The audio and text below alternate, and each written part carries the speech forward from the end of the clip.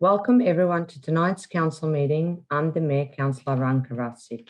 I declare this meeting open at 7 p.m. Due to declaration of state of emergency in Victoria and in compliance with the Local Government Act 2020, Council will be attending this council meeting by electronic means. The council chamber is closed to the members of the public for this meeting. However, this meeting is deemed open to the public by an online live stream, available through our link published on the Brimbank City Council's website. Members of the public will not be recorded in this process. Councillors, please stand for acknowledgement of country.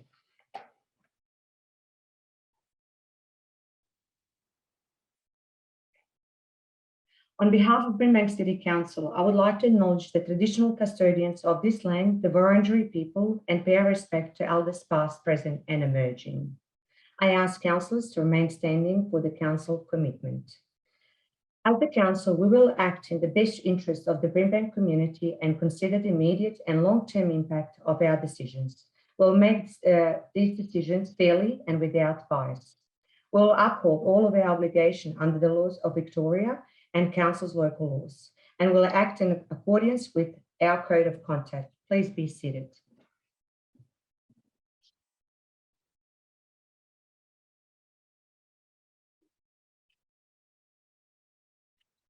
I'm going to go to apologies. We don't have any apologies for this evening. Councillors, are there any declaration of conflict of interest for tonight's meeting?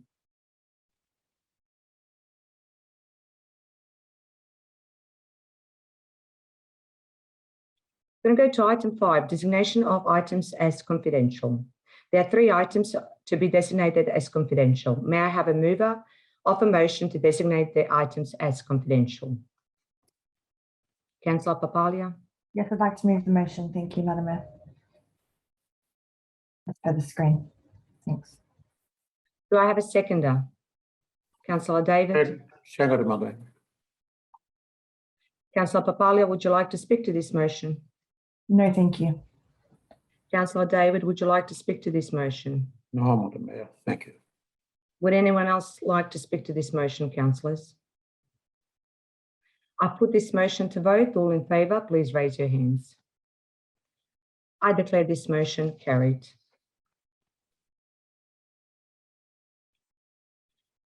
Yes, Councillor Kerr. I'd like to propose that we bring the item 15 urgent business forward to right away as per the business papers. Thank you, Councillor Kerr. Do I have a seconder? Councillor Takos? I second this recommendation. Thank you. Councillors, all in favour, please raise your hands. Motion is carried. So I'm going to ask you, is there any urgent businesses for tonight? Yes, Madam Mayor, I do have an item of urgent business this evening. I have an urgent report from Director Kelvin Walsh regarding a proposed development at 21A Copernicus Way, Keilor Downs. Officers had intended to provide feedback on the proposed development under delegated authority. The feedback is due by the 25th of October 2021. There has, since the distribution of the council meeting agenda on the 15th of October 2021, been a significant amount of community interest in relation to the proposed development. Accordingly, it is proposed that council provides feedback on the proposal and does so as urgent business, given the need to provide feedback by the 25th of October. In order for council to consider this matter, council will first need to resolve to admit the item as urgent business. This can only occur if the business relates to or arises out of a matter which has arisen since the distribution of the agenda and cannot safely or conveniently be deferred until the next council meeting. It is my advice to council that both these prerequisites have been met in relation to the provision of feedback on the proposed development of 21A Copernicus Way, Keilor Downs. Accordingly, I have determined, in accordance with clause 25.3 of the governance rules, that this matter is appropriate for council to consider admitting as urgent business and recommend that council admits this item as urgent business. Thank you, Madam Mayor. Thank you, CEO. Is there a mover of the motion to admit this matter as urgent business tonight? Councillor Kerr? Yes, I'd like to move this motion as per the business papers. Thank you. Do I have a seconder? Councillor second. Thomas. Thank you, Madam Mayor. I second that. Thank you. Councillor Kerr, would you like to speak to this report or business papers? Not at this stage. Councillor Tarkus, would you like to speak to it? Councillors, would anyone else like to speak to it? Well, I put this to vote. All in favour, please raise your hands. I declare this motion carried.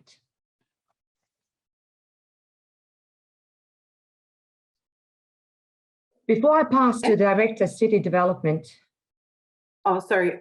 I was just waiting for the introduction. Sorry. before I pass to Director City Development to introduce this item, I would like to make some comment about the proposed development at 21A Copernicus Way in Killaloe Downs. It is important to make some comments from the Chair, as this proposal has generated a lot of community interest and brought out different views in support and against it. New housing is often contentious in existing neighbourhoods, and the council is always keen to hear the views of the community. We also know that it is important that developers listen to the community in preparing their proposals so that they understand the passion that exists in our community about what is valued in our local areas. As a council, we also recognise the importance of providing a variety of household types to ensure all members of our community have access to housing matched to their lifestyle and life stage. This includes recognising the important role that social and affordable housing plays in meeting these needs of many in our community. A roof over your head is a fundamental need for us all. In relation to the Bupcare proposal, what is important to mention at the outset is that Council is not the decision maker in relation to this proposal. The state government is the responsible authority, and the developer, Bupcare, is required to seek the view of the community and Council before submitting their application to the Department of Environment, Land, Water and Planning for assessment and decision by the Minister. Unfortunately, Council, like the community, have only had very short time to review the plan and arrive at the view. Despite the short time frame, our planners are able to present an assessment against the Brimbank planning scheme to this evening's council meeting as an urgent business item. What I clearly have heard that community says is the consultation on this proposal has been inadequate, and the community has not had time to consider all aspects of what is proposed. There is a lot of concern about the density of the proposal and how it will fit into the local character of the neighbourhood. There are concerns about whether, if approved, there is adequate car parking provided with the development and whether there is the right social support services in the neighbourhood to support future residents. It is so important that developers listen to the community to achieve the right outcome for the community. I thank the community for your interest in this issue, and now I would like to call Mr. Calvin Walsh to introduce this item. Thank you. Thank you, Madam Mayor. The purpose of the report is to provide Council with an assessment of a proposed social housing development at 21A Copernicus Way in Killaloe Downs against the provisions of the Brimbank planning scheme for the purpose of providing comment to the proponents. The development is being processed under clause 52.20 of the planning scheme, and that's Victoria's big housing build. And therefore, as you mentioned, Madam Mayor, Council is not the decision maker. Rather, the Minister for Energy, Environment and Climate Change is the responsible authority. Officers recommend that Council provides feedback to the proponent of the development at Copernicus Way in Killaloe Downs to advise that Council has undertaken an assessment of the development against the provisions of the Brimbank planning scheme and has found that the development complies with the requirements subject to the recommended changes to the plans and associated documents at attachment 5 to the report that you have. Officers also recommend that Council writes to the Minister for Energy, Environment and Climate Change and the Minister for Planning to advise that Council has provided the above feedback, and also that Council determines to publicly release this report with attachments and Council's resolutions at noon tomorrow. Thank you, Madam Mayor. Thank you. Councillors, are there any questions for the Director? Yes, Councillor Nguyen. So Calvin, there are a couple of concerns raised by the residents in the area in relation to the number of car parks provided, as well as the potential for the development to impact on the services in the area. Can you, in your opinion, can you explain what the potential development could, how it could impact these spaces, and is the plan adequate?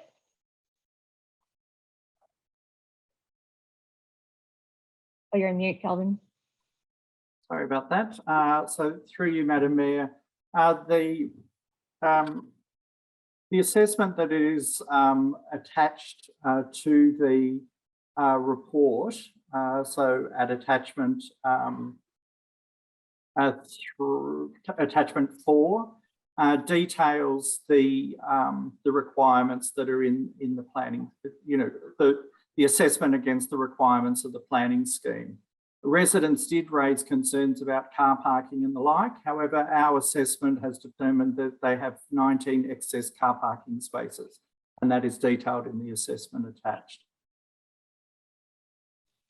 And in relation to the development impacting the services in the area, there was a concern raised about that as well.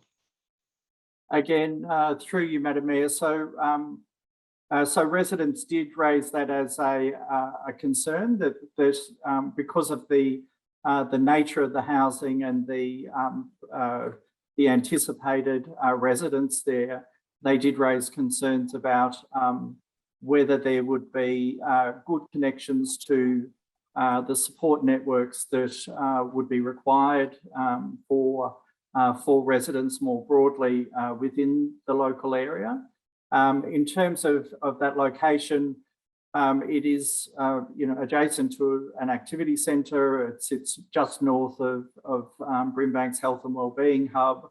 So the officers have again considered the connections within the local area and determined that it is generally adequate.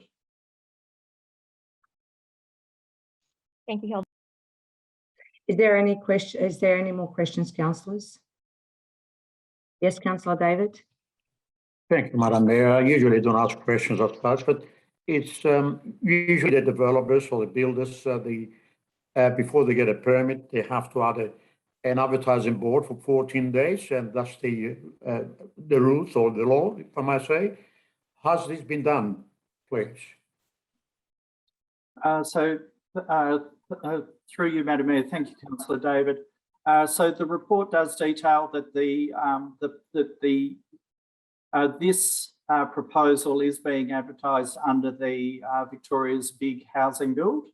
And in relation to that, the notification requirements are different to what would be expected of a standard planning application. However, they did provide a sign on the site and did provide a notification to surrounding areas.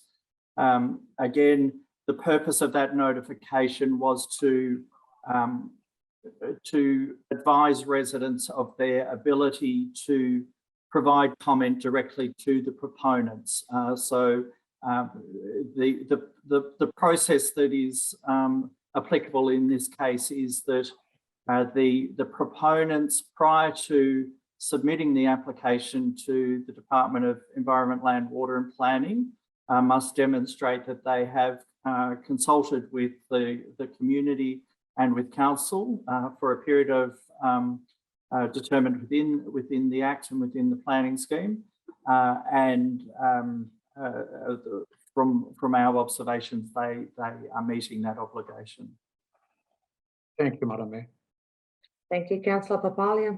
Sorry, Calvin, this is in the report. It does mention that there's a park being put in. Do you mind just explaining if that's a park being put in by council or developers, or have I misread that? I think it was a pocket park that I read.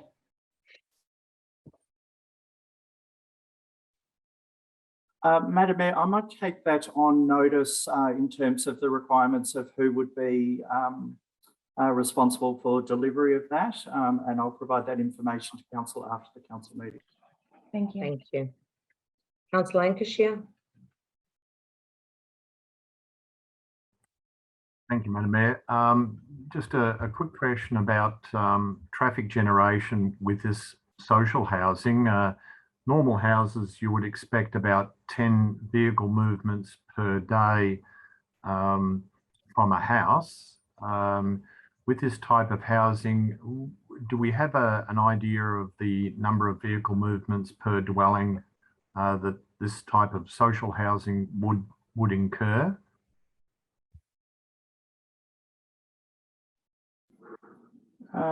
Through you, Madam Mayor, I am just I refer councillors to the full assessment in attachment 4, and within that attachment we do speak to the access and how it complies with the requirements of the Brimbank planning scheme.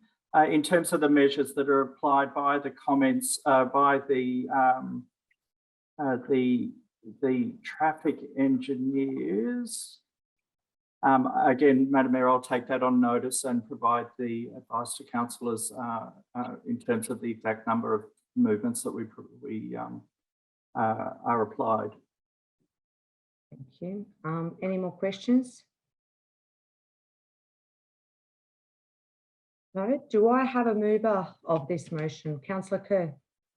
Madam Mayor, I wish to move a motion in relation to this as per the business papers. Can someone please show on the screen?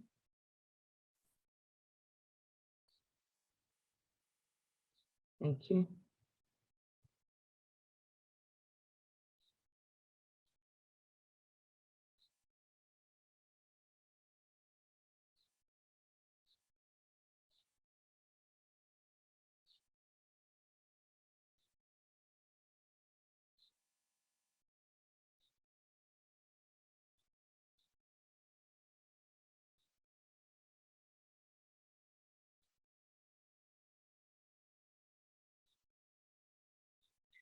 I think that should be enough time for everyone to read. Thank you. Do I have a second of this motion? Councillor Tarkos. Madam Mayor, I second the motion as per on the screen. Thank you.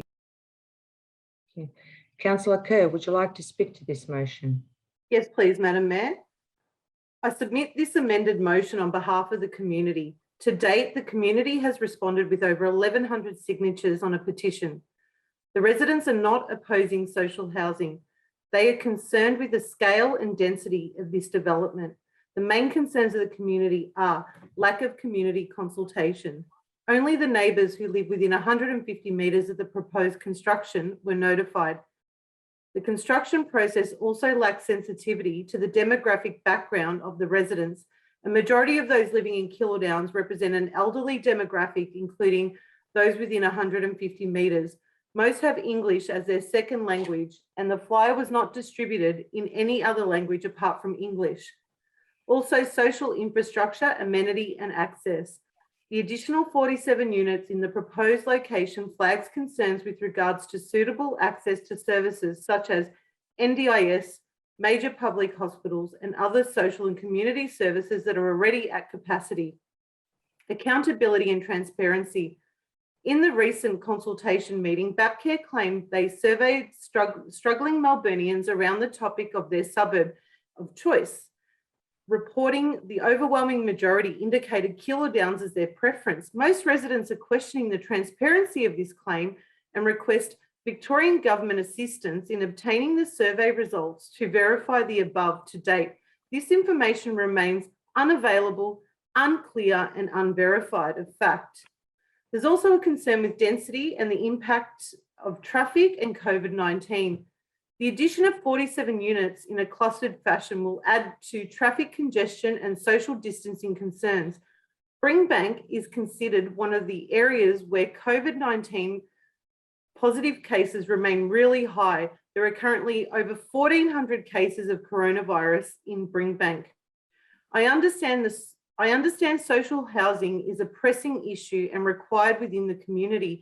However, specifically in Keilor Downs, we also have an ageing population, many vulnerable elderly residents and members of the community living with a disability also require urgent assistance.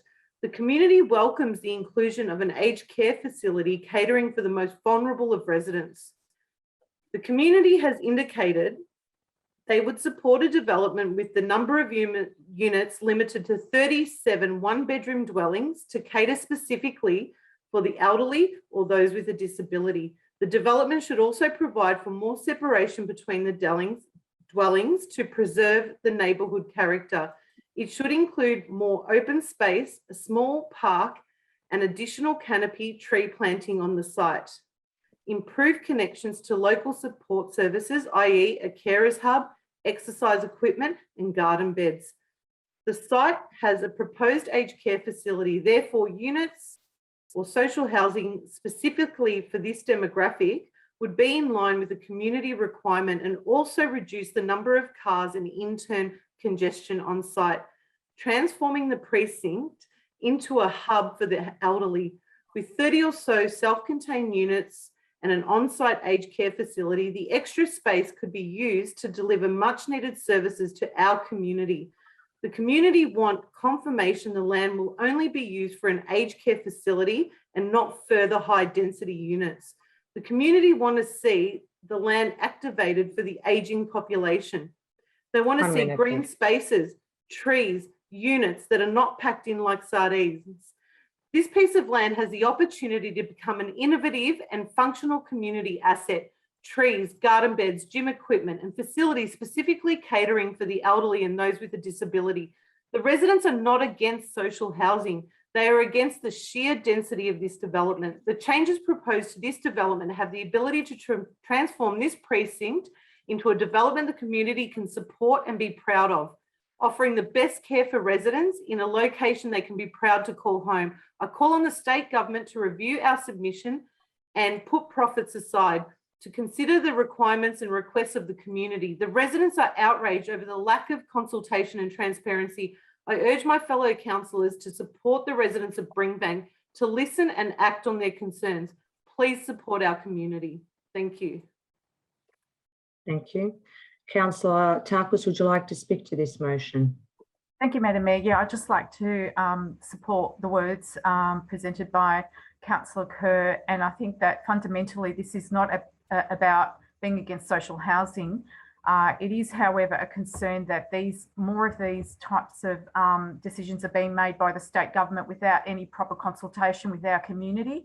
Our community, when we are the planning authority, have expectations that they're involved and engaged in the process, whereas from the outset, this feels as if it's been imposed on our community. And as Maria said, this is not against social housing. It's about amenity and ensuring that the community has got the support services around it. By having people living independently with a disability there, we will, as you know, building the St Albans Leisure Centre, have a proposed disability hub that will be able to support people living independently and also having services there that they can actually use. Also, we are increasingly an aged community where there is no independent living units, and this would be a great opportunity to integrate that as well. Social housing, I believe, is best when it's integrated in the community and not singled out into a one project type high density project. So in essence, I support Councillor Kerr's proposal because it finds a middle ground where we can support our community, our vulnerable community, but also ensure that there are the support services around them to support them. Thank you. Thank you. Councillors, does anyone else want to speak to this motion? Councillor Brenton? Thank you, Madam Mayor. Yeah, I'm taking a couple of figures from the Homelessness Research Project, which is posted on Brimbank's webpage if you search for homelessness. Currently, there are 5,000, no, in 2019 to 2020, 5,000 people accessed homelessness services in Brimbank. So that can indicate 5,000 people in or near Brimbank that need this support. I'm of the opinion that every house you take away, that's one more person who doesn't get supported housing. And you don't get out of homelessness without a safe place to live. It's just impossible. It can't be done. And so I think any reduction in social housing is leaving someone to fend for themselves. So I can't support this. I'm sorry, Maria. Thank you, Councillor Brenton. Anyone else would like to speak to this? Councillor Papalia and then Councillor Nguyen. Yeah, thanks, Madam Mayor. I'm also speaking against this amended motion. Look, this is a really tough situation, and I really do hear the concerns from our community and residents. I agree the consultation in this process has been poor, and I believe council should express concern with the way that has been handled.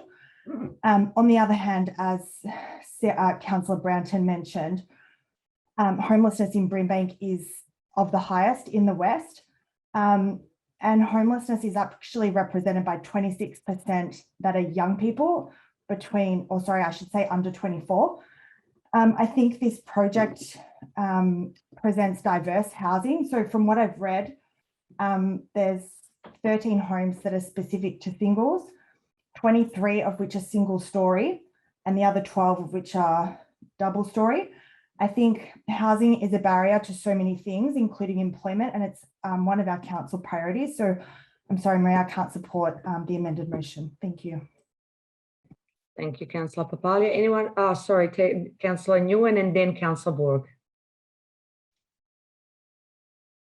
Hello. Look, can I move an amendment to Maria's motion for consideration?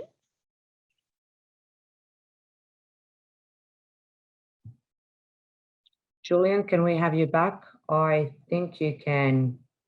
Yes. Yes, Madam Mayor. A motion to amend the motion moved by Councillor Kerr and seconded by Councillor Takos can be moved. Thank you, Julian. Yes, Councillor Nguyen. Yes, just hearing the debate in the chamber today, I think there is a consensus here that there has been a lack of consultation with the community.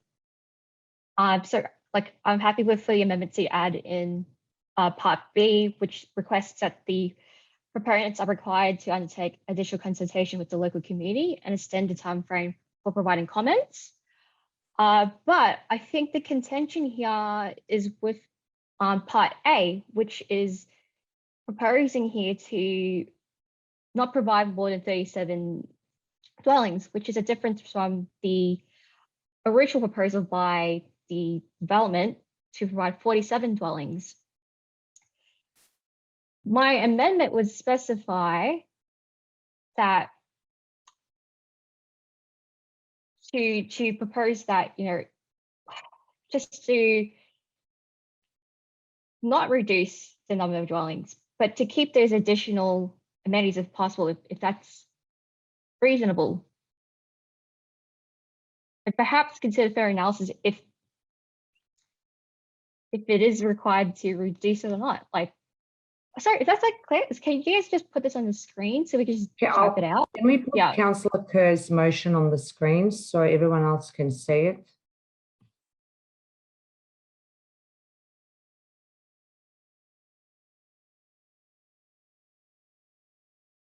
Thank you.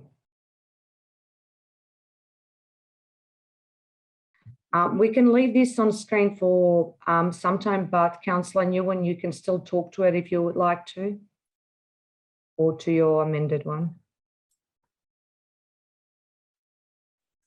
But the clear thing I want to say is, like, I think the amendment I'm trying to propose here is to keep the 47 social house dwellings, but to also just ask Bernadette to consider providing these additional items at the end, which is like for more separation between the dwellings, improving the neighborhood character. Does that make sense? Like, if so you're you have any proposing questions. to change A, which is keep 47, and keep B, C, D, E. Is that correct, Councillor Nguyen? Yes. Thank you. Can we stop sharing this? Do I have a second on this motion? Councillor Lancashire? Sorry, Madam Mayor, I have a question in relation to that, if I may. Yeah. Given that the motion is for 47 and the amended motion is for 37 single bedroom, if you want to include additional open spaces, separation, I think some concept of density reduction would possibly need to be considered to achieve that additional savings in land. Would it be possible to keep the 47 but make them single bedroom? That's the question. So my proposal was the 47 originally proposed, which has the variety of building types. Thank you. Councillor Liu and then Councillor Kerr back.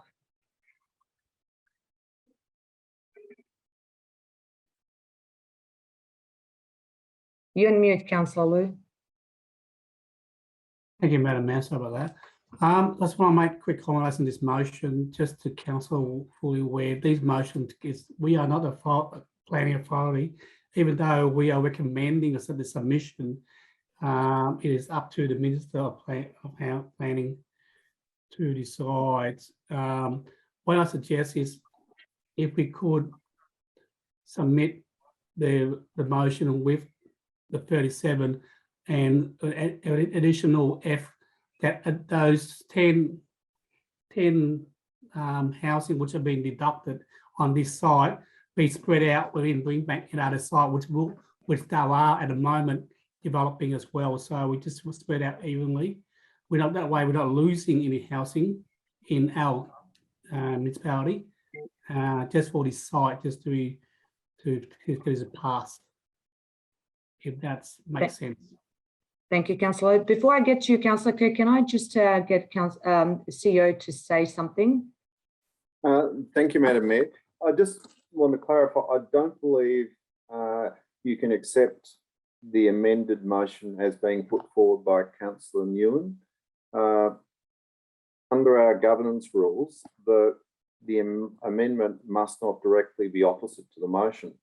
And I think an amendment that tries to go back to the original number of units or houses or dwellings, but still do part B, is not really consistent with the original motion. So sorry, but I'd have to say I don't believe you can accept that as an amendment. Thank you. Councillor Kerr and then Councillor Borg. Thank you, Madam Mayor.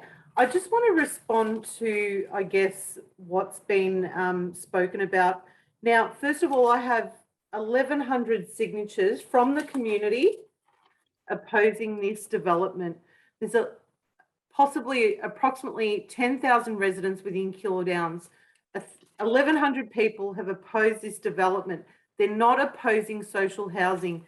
I have lived in Keilor Downs since 1986. I lived next door to a social house my entire life.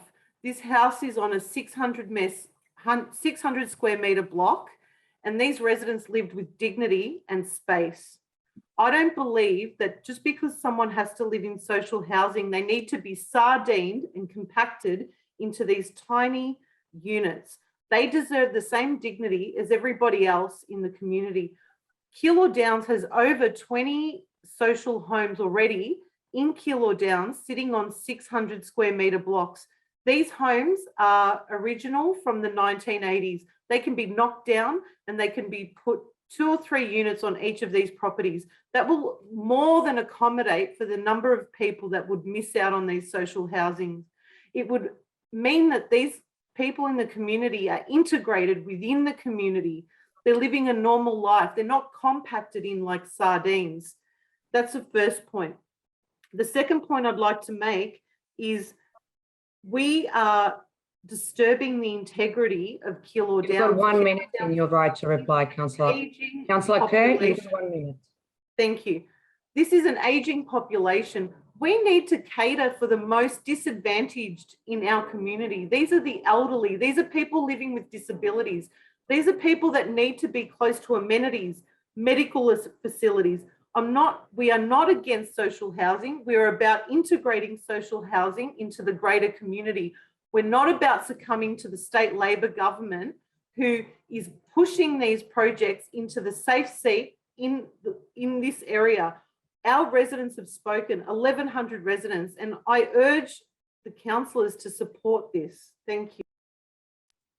Thank you, Councillor Borg. Thank you, Madam Mayor. I just want to, sorry, the dog is barking in the background. I will not supporting Councillor Kerr's motion. As already mentioned, social housing is very much needed in Brimbank. Brimbank house, lot of people are finding it hard to meet their basic needs, including food and shelter. Marginalized groups such as women, single parents, people with disability are finding it hard to find accommodation and stay off the streets. Brimbank Housing Strategy notes that housing affordability is not just about the price of housing, but also its location. The site for the proposed social housing is adjacent, as already mentioned, to a large shopping center that includes a medical center and a variety of food retailers and other services. It is also a few meters away from the future aquatic and wellness center, which will provide a variety of health and well-being services. I would also like to point out that the proposed buildings, most of them can be used for people with disability, especially the one floor buildings. It is also within walking distance between public transport, namely buses and the train. Council has undergone various assessments and is satisfied that the proposed permit meets all the requirements, and there could be some changes or rather some conditions attached, but overall council has approved of these social housing being built on this site.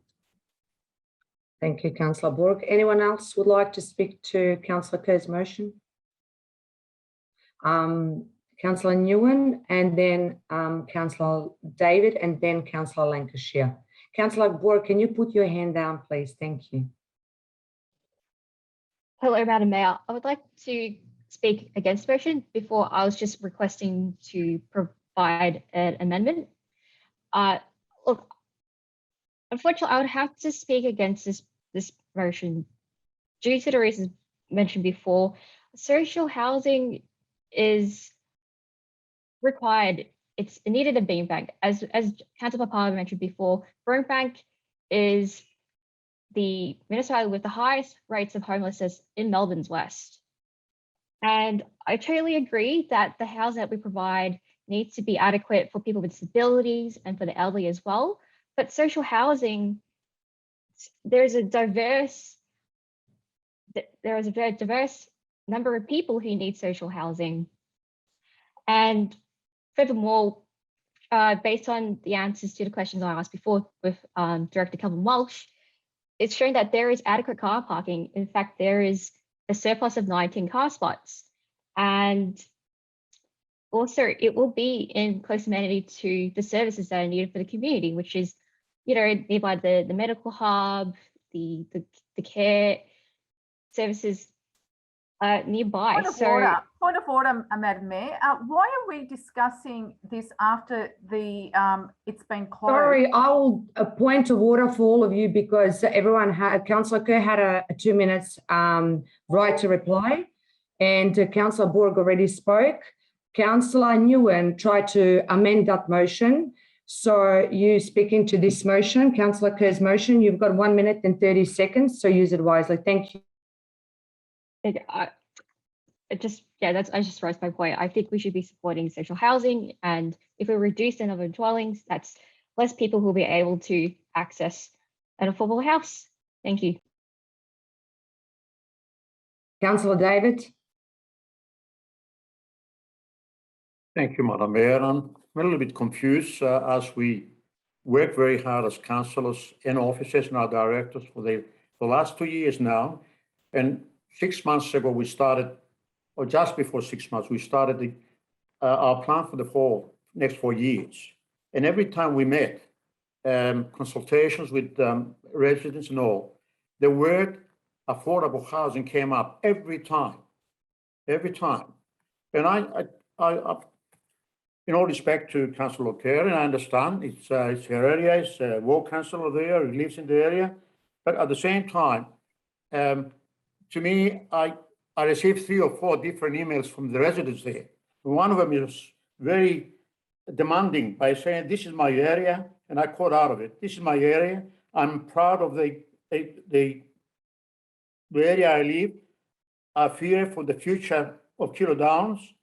If this proposal is approved and built, putting aside the desired social circumstances that will flow, what a waste of an otherwise perfect block of land that could be used to improve the area even more. Why can't we use it for restaurants, cafes, cinemas, like the Station Street in Water Gardens?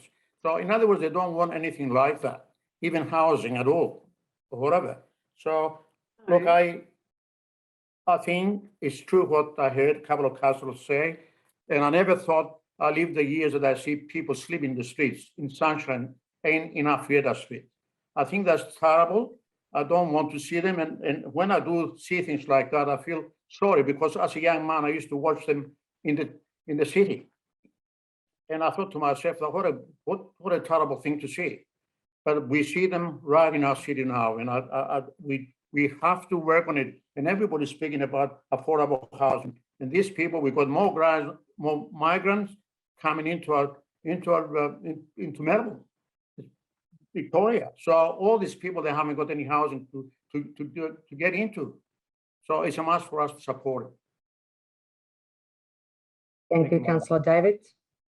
Councillor Lancashire. Thank you, Madam Mayor. This area around Keilor Downs, and of course where we're rebuilding our leisure centre and wellness centre, is certainly an appropriate location for more intensive residential development. And in terms of the issue of affordable housing or social housing, we have seen as councillors a number of presentations and in my case running back 4 years of the obvious significant need for social housing and affordable housing, but particularly social housing. The proposal here to put social housing, which is clearly needed, close to a district shopping centre and our leisure centre with its wellness facilities and other facilities like medical centres nearby, would seem to be an appropriate thing to do. And of course, I can relate to the residents in Thornhill Drive having that amount of access through their area. It's been basically almost a court bowl, and now they've got this large development. So I can understand why we've got the objections that we've got and some local concerns. So that it's a complex issue to deal with. And I think when it really boils down to it, from all the comments that have been made by my fellow councillors, it is on balance. I have to say that I would support the officer's recommendation, but certainly voice my concern of the lack of consultation that has occurred. Taking it out of our hands by the state government is a real disappointment, upsetting to our residents, and ensures that we have very little standing in terms of our input. 1 minute left. Thank you, Madam Mayor, and very little input into the design issues. However, having said that, I would have to agree with the sentiments raised of supporting the officer recommendation. Therefore, I would not be supporting the amendment. Thank you, Madam Mayor.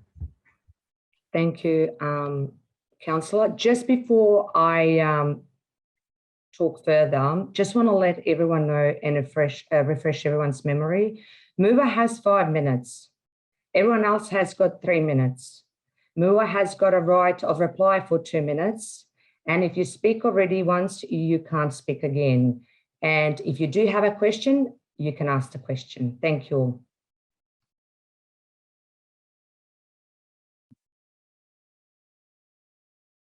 So does anyone else want to ask any question to the officers, or I put this motion to vote? All in favour, please raise. Sorry, Madam Mayor, I would like to ask a question to the officers. Yep.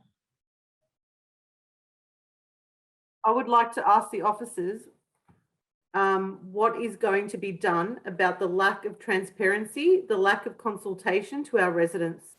The majority of residents in the area did not receive the letter, and if they did receive the letter, they could not read the letter because it wasn't in their first language. So what are we going to do as a council to support our residents?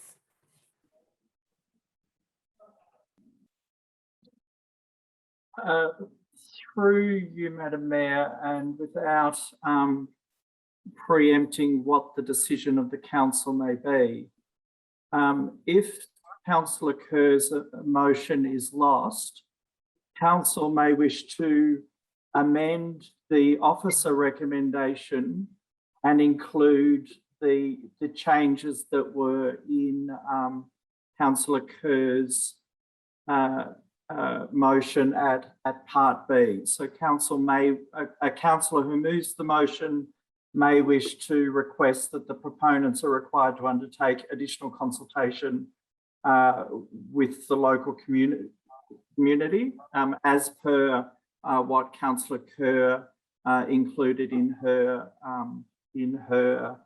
proposed motion that's currently under debate. But of course, I would leave that to council to determine. Thank you. Councillor Kerr, do you have a question again? Sorry, I do have a question. My question is to officers.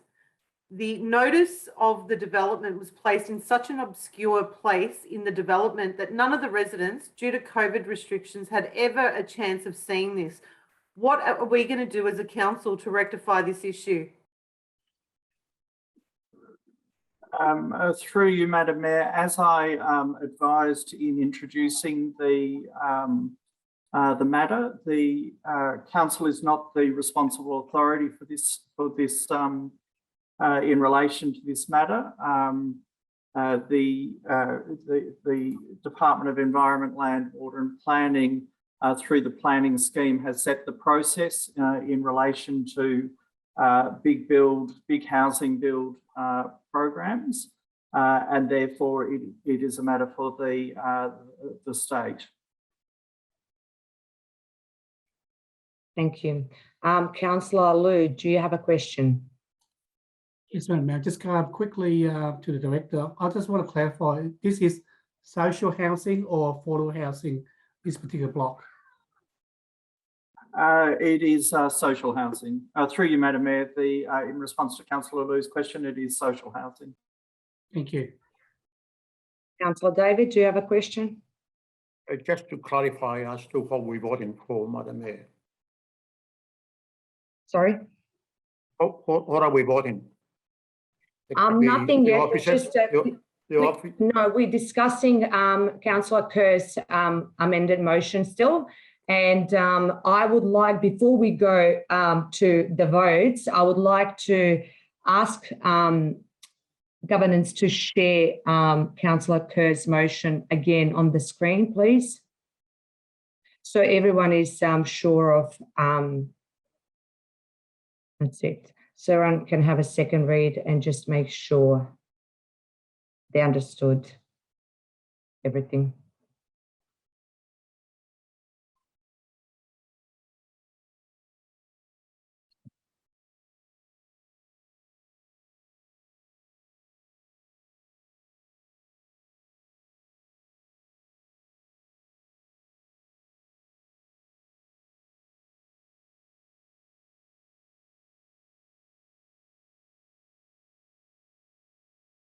Thank you. So I'll put this motion to vote now. All in favour of this, of Councillor Kerr's amended motion, please raise your hand.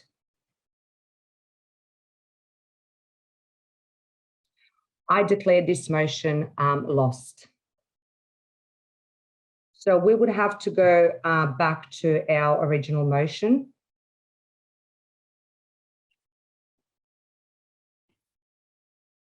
I would like to invite Director Kelvin Walsh or just to share on the screen.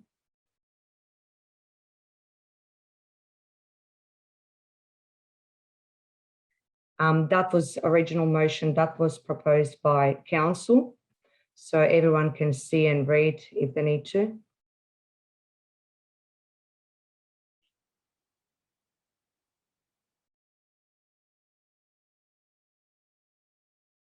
So I would like to ask councillors, does anyone wish to move a motion? Yes, Councillor Lancashire. Please unmute. Thank you, Madam Mayor.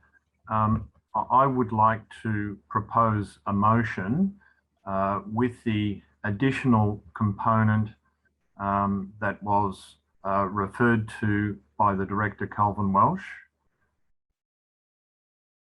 for additional consultation.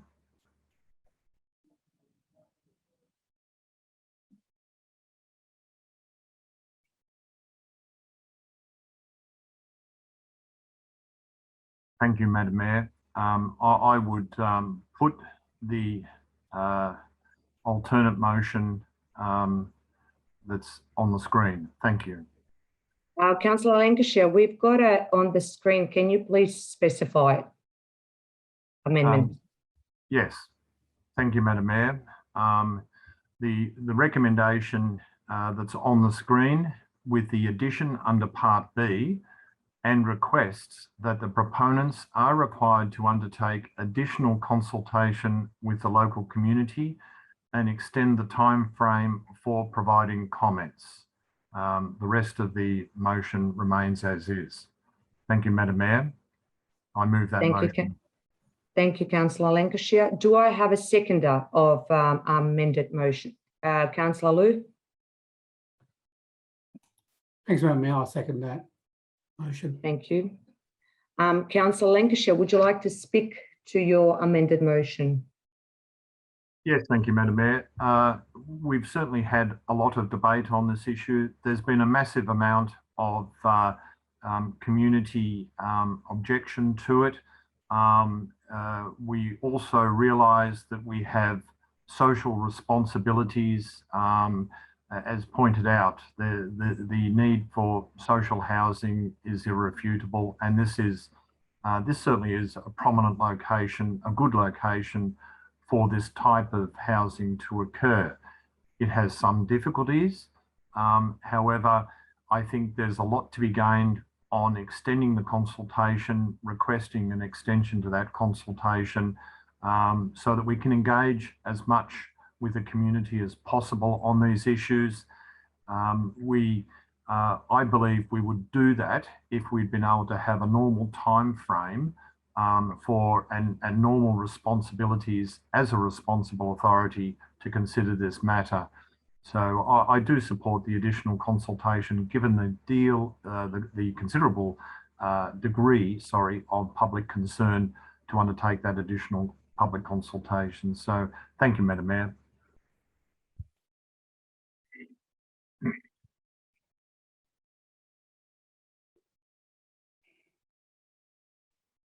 You're on mute. You're on mute. It happens to all of us. Councillor Liu, would you like to speak to Councillor Lancashire's amended motion? Thank you, Madam Mayor. I just want to concur Councillor Lancashire's amendment. I do agree we need more consultations.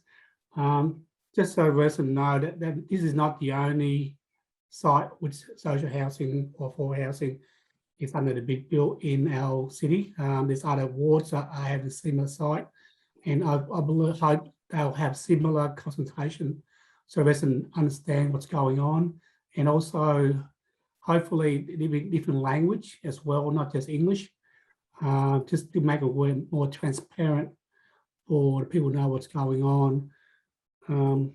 That's it. Thank you, Madam Mayor. Thank you, Councillor Liu. Councillor David? Thank you, Madam Mayor. I'm not against the mover and the secondary such, but I think this type of consultations happens before actually permit or before the reports come before the councillors. What we're doing now, we're organizing a wall. That's what it is, a community wall. That's what we're organizing. Let's try to understand that. That's what will happen. Thank you, Madam Mayor. Thank you. I just see Councillor Kerr came back. Can we just check your sound, Councillor Kerr? Thank you. I was just having some internet issues. I just had to reboot my modem. Thank you. Beautiful. Thank you. Anyone else would like to speak to Councillor Bruce's amended motion? Councillor Nguyen? Yeah, I would just like to say, yeah, the community does need more consultation, but look, I think we as a council should be thinking about the community as a whole.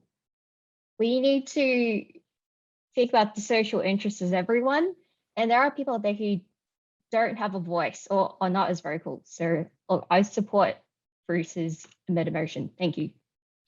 Thank you. Councillor David, can you put your hand up? And Councillor Kerr, would you like to speak to this motion? Yeah. I would, Madam Mayor, I would like to say that, you know, these councillors are speaking, but do any of them actually live in Keilor Downs? And the answer to that question is no. I live in Keilor Downs. I live off Copernicus. I think that these issues are best resolved by people that are actually affected personally. And I think it's really easy to put your hand up like, you know, Councillor Jasmine Nguyen lives in Councillor Bruce Lancashire lives in Taylor's Lakes. No one else lives in Keilor Downs. I live in Keilor Downs. I understand the demographics. I've been in this area since 1986. I understand the needs of this community. I'm listening to the community. The community needs social housing, yes, but it needs social housing for the elderly. And that's what I'd like to say, Madam Mayor. Thank you.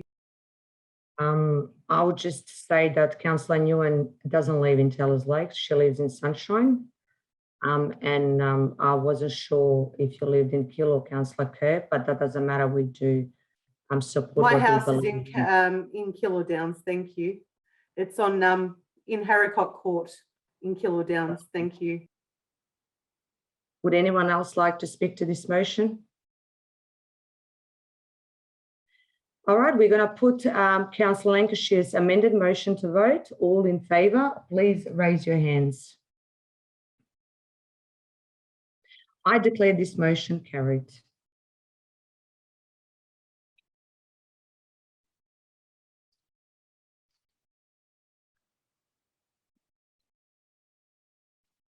We're going to now move to confirmation of minutes of previous meetings. May I have a move of motion to confirm the minutes of the previous council meeting? Councillor Lou. I move for business paper, Madam Mayor. Thank you. Do I have a seconder? Councillor Borg. I second the motion as per business papers. Thank you. Councillor Lou, would you like to speak to this motion? No, thank you.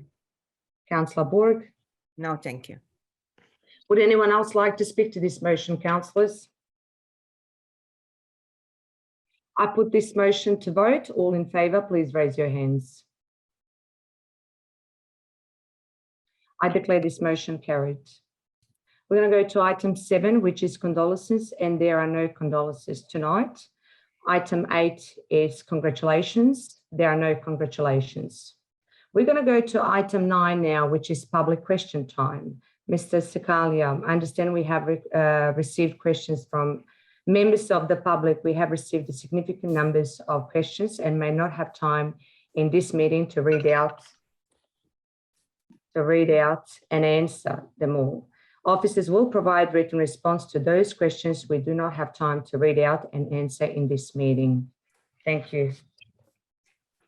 Thank you, Madam Mayor. The first question, Madam Mayor, is from Kelly Banco, who asks, this year the council has planted roughly 600 trees in Albion, despite allocating 1,600 trees to the area as part of the same project. I would like to know where and when will these missing trees be planted?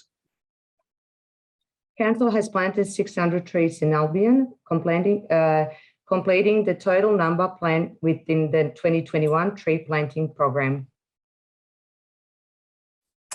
Madam Mayor, the second question is from Bridget Strauss, who asks, Brimbank Council's submission to the Western Region Land Use Framework Plan makes it clear on page 5 that at Solomon Heights, the environmental values are so significant they may not be able to be developed.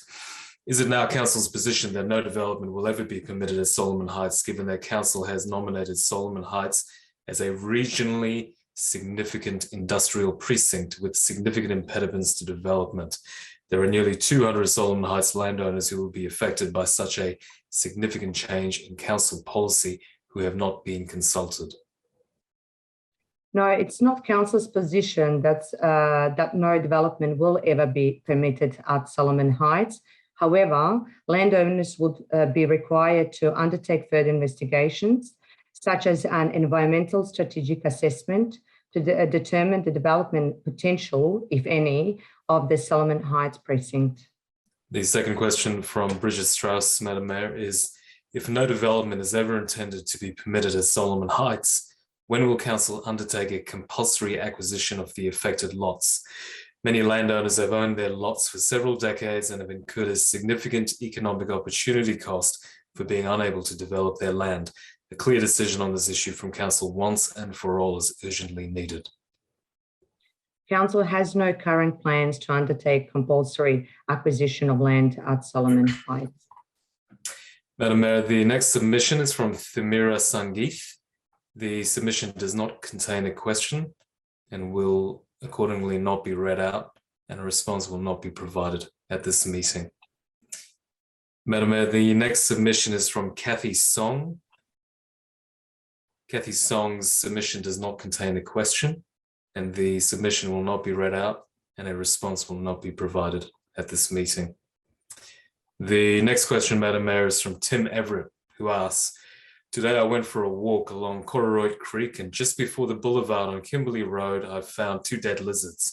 I suspect they have died due to poison, as it was 2 weeks ago that this area was sprayed. I would like to know why Council sprays weed and long grass instead of slashing it every couple of weeks to keep it down. Why do our native habitat have to suffer the consequences of you spraying poison, and what of our own health when we live so close to the creek? I have been advised that Melbourne Water recently conducted debris removal and weed control works along the riparian zone at this location. You can contact Melbourne Water on 131 722 for further information. The next question, Madam Mayor, is from Despina Havelas. Reference page 137 of Annual Report 20/21. State government funding for the Jobs Victoria Advocates project to employ 2 advocates over 2 years to assist local job keepers prepare for and secure employment. How can the Brimbank community find them, and is their role full-time or part-time? The Jobs Victoria advocates are full-time. Community members can contact Brimbank Learning Futures on 9249 4116 for information about a Zoom or telephone session with the job advocates. Once restrictions ease, the job advocates will be available to meet face-to-face with residents at a range of community locations such as libraries and neighbourhood houses. The second question from Despina Havelas is Defence, page 137 of Annual Budget 20/21. There are 2 dot points for 8 million for 165 people to be employed in Brimbank. Are these roles full-time or part-time for the 2 lots of 8 million allocated?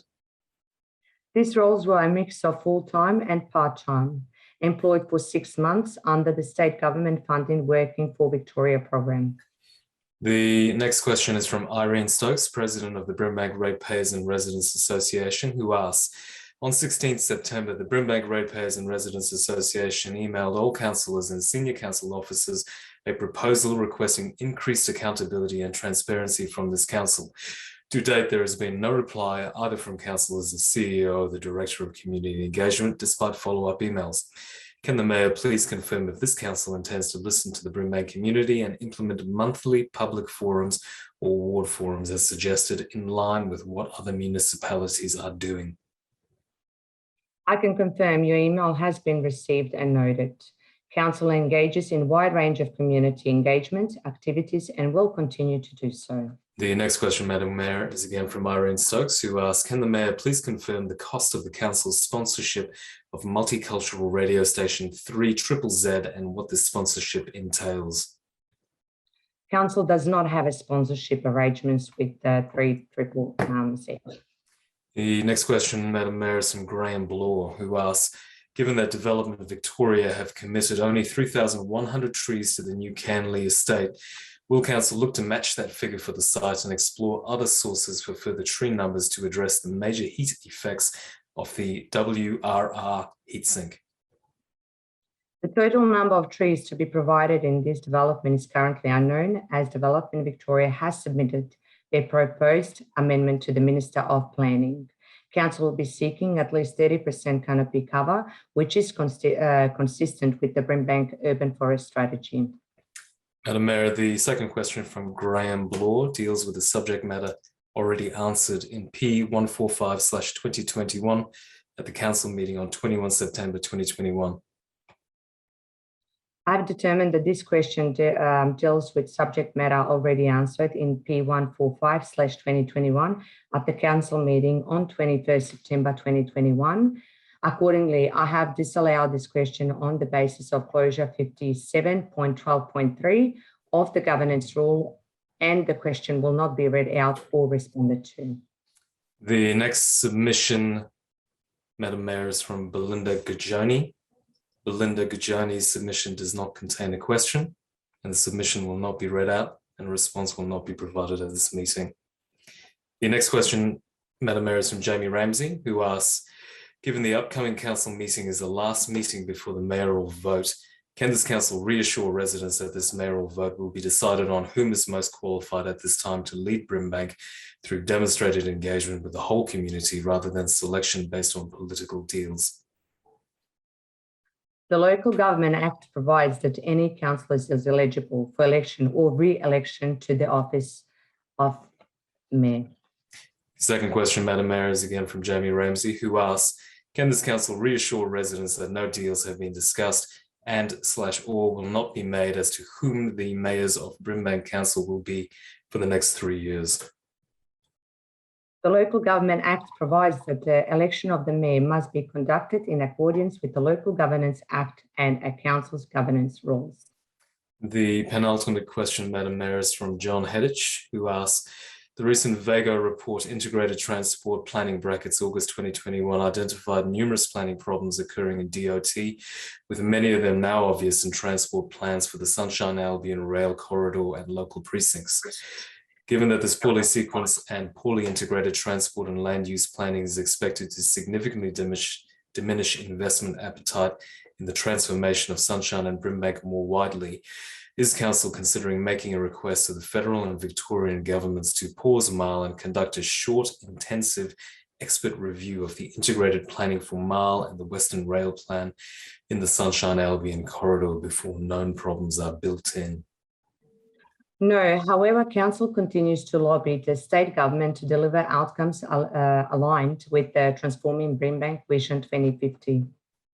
Madam Mayor, the final question is from John Heddich, who asks, Sunshine is the only precinct in Victoria with the prestigious National Employment and Innovation Cluster (NEIC), Metropolitan Activity Centre (MAC), and priority precinct classifications, yet most of the objectives associated with them remain unrealised.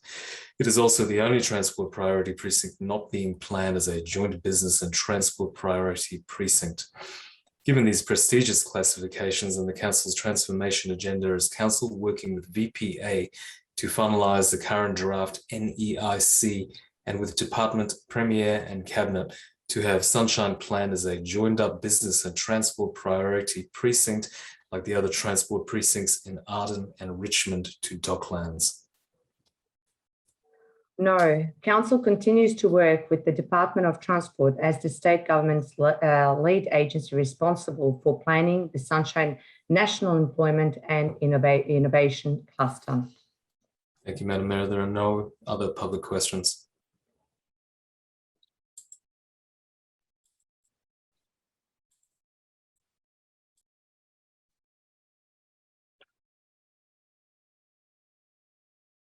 So we're going to go to item 10, which is petitions. There are no petitions to be received. Moving to item 11, minutes report of the delegated committees. There are no minutes or reports of delegated committees. We're going to go to officers' reports. There are 14 officers' reports for consideration by Council tonight. We're going to go first to report 12.1, which is annual report. In accordance, in introducing this report, I'm pleased to advise that as required under the Local Government Act 2020, Brimbank Council lodged its annual report for 2020-2021 with the Minister for Local Government last month. I am very proud of the work Council has done over the previous financial year to support our community, to advocate for its needs and to shape a brighter future for our municipality and its people. The annual report attached details and extraordinary response to an extraordinary period. As would be expected, Council focus has been on supporting our community to get through the pandemic, modifying our services and advocating for government help to support our COVID recovery, advocating to get the best outcome for our city from the big infrastructure project being planned by state and federal governments, including the Melbourne Airport Rail Project and the Fix the Calder campaign, and planning for the future needs of our community, speaking to unlock the investment, economic, health and jobs potential across Brimbank. I encourage community members to download the annual report from our website for further details within both the service performance report and the audit financials. Before commending this report to Council for endorsement, I would like to thank my fellow councillors and the administration and staff for working so hard to help our community under such difficult conditions. I would now ask Mr. Dan Hogan to talk to this report. Thank you, Madam Mayor. Very simply, the officer recommendation to this report is for the adoption of the Brimbank City Council Annual Report 2020-2021 as attached at Appendix 1. Thank you, Madam Mayor. Thank you. Councillors, are there any questions for the Director on this report?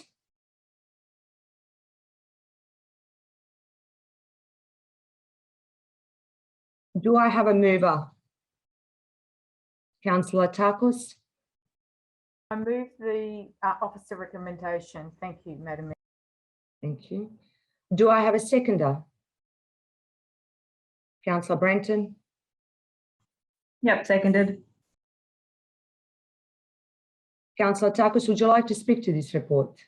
Just briefly, Madam Mayor, I'd just like to say with my COVID response and recovery hat, I'd like to report that Council is progressing in the phase 2 of the Brimbank response and recovery, which is basically how Council can assist our local businesses and our residents and our visitors to overcome the obstacles and build strengths as we continue to recover, rebuild and adjust our lives, reopening and the new COVID normal. But more importantly, that this council has been committed to pivoting and to rising to the challenges that face us in these really complex and difficult times. And we respond in creative, in innovative ways. I'd like to thank the council and also all the services that have really risen up during this difficult and challenging time as we emerge out of it, to respond to needs through food parcels, through support through libraries, through youth engagement, and continue to engage people with mental health and so many other supports and creative ways, actually. And I fully endorse this annual report. Thank you. Thank you, Councillor Takis. Councillor Brenton, would you like to speak to this report? Just to say that a couple of really great figures out of the report is we've spent 2.7 million to better playgrounds, parks, and where was the other great one? 38 million on sporting facilities, amazing, which I suspect that includes the Brimbank Wellness Centre. And my favourite is 1.37 million for improvements to community facilities such as neighbourhood houses, libraries and children's centres. I think that's great. Thank you, Councillor Branton. Councillor Bourke? Thank you, Madam Mayor. This is quite a comprehensive report. I thoroughly enjoyed going through it, having been involved in the development of the Council Plan 2017-2021. It's great to see Council achieving its objectives and completing the actions and activities that it set out to achieve. Considering the COVID-19 pandemic and its implications, this is quite a satisfactory achievement. I would like to acknowledge all the hard work and thank everyone involved. Thank you. Thank you, Councillor Bourke. Would anyone else like to speak to this report, councillors? I put this report to vote. All in favour, please raise your hands. I declare it carried. So we're going to go to 12.2, final draft Together We Are Brimbank, Council Plan 2021-2025, Community Vision 2040, Municipal Public Health and Wellbeing Plan. After much work and collaborative debate, I'm very pleased to be introducing the new Council Plan and Community Vision 2021-2050, titled Together We Are Brimbank.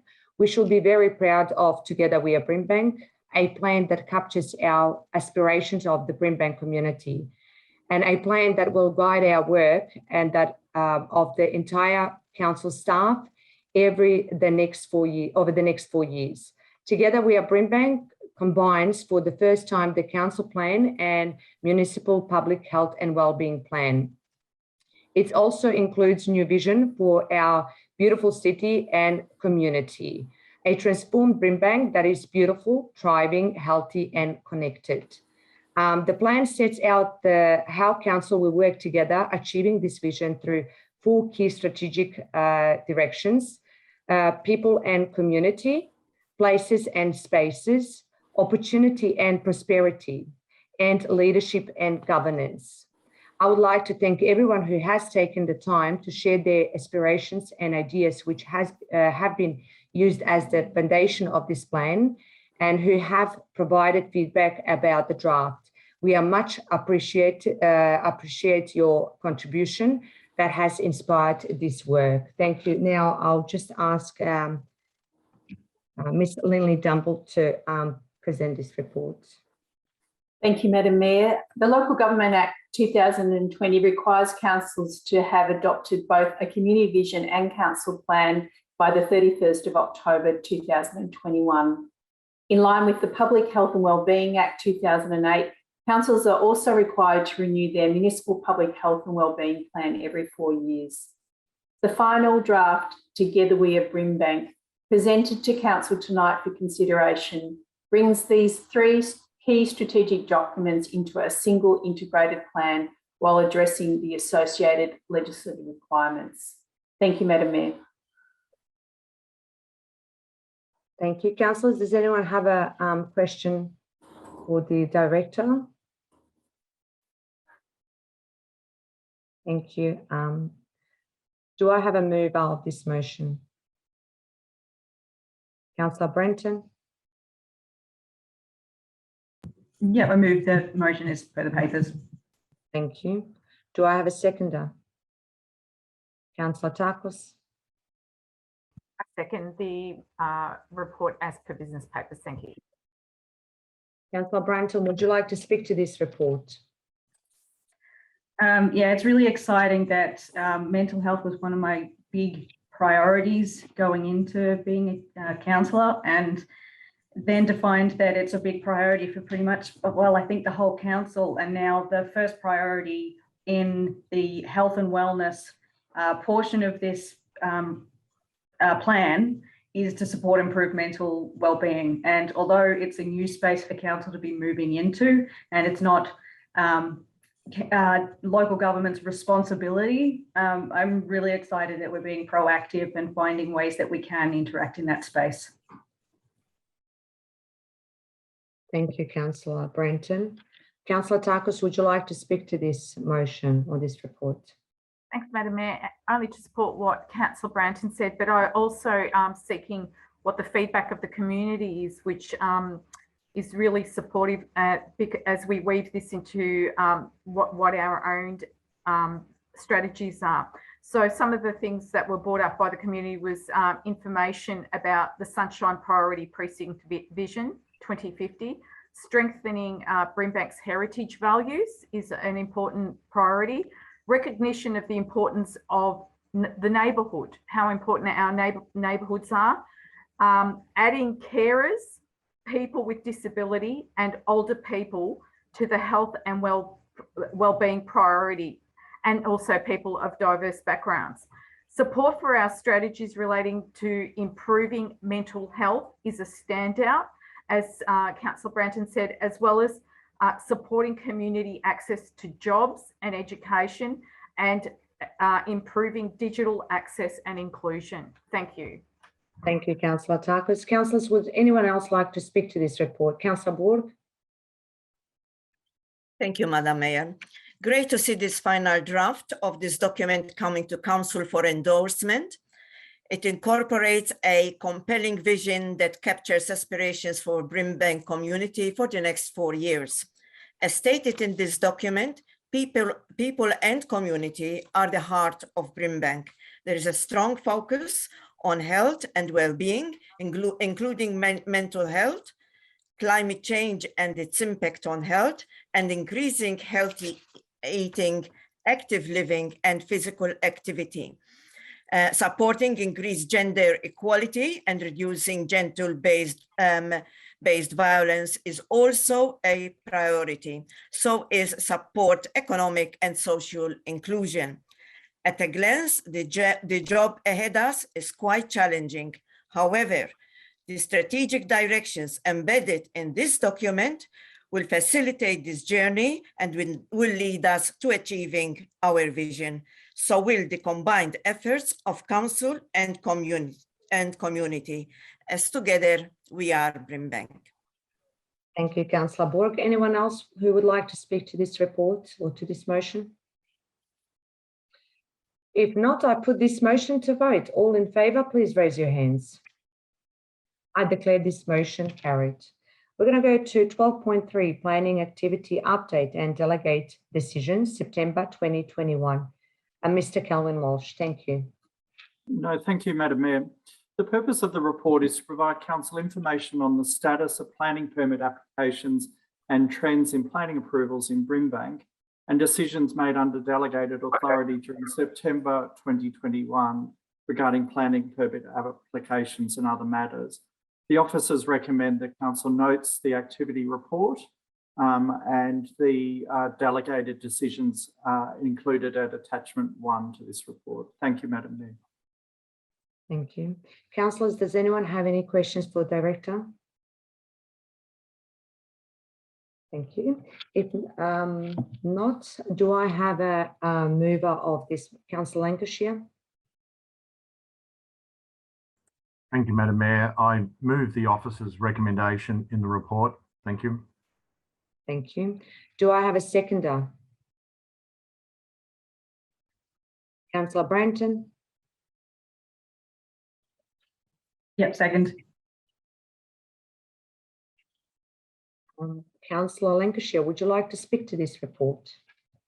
Yes, thank you, Madam Mayor. Briefly, it is noted in the report an interesting appeal against a delegated decision to refuse to grant a permit for the partial demolition and construction of buildings and works to convert an existing building in a heritage area into 34 dwellings, removal of vegetation and reduction in the standard car parking requirement was unsuccessful, with VCAT ordering that no permit be issued for the development at 6 to 18 Alexandra Avenue Sunshine. So I'm certainly pleased to see council's success at VCAT. Thank you very much, Madam Mayor. Thank you. Councillor Branton? I'm fine, thank you. Thank you. Councillors, would anyone else like to speak to this report? Okay, I'll put this motion to vote. All in favour, raise your hands, please.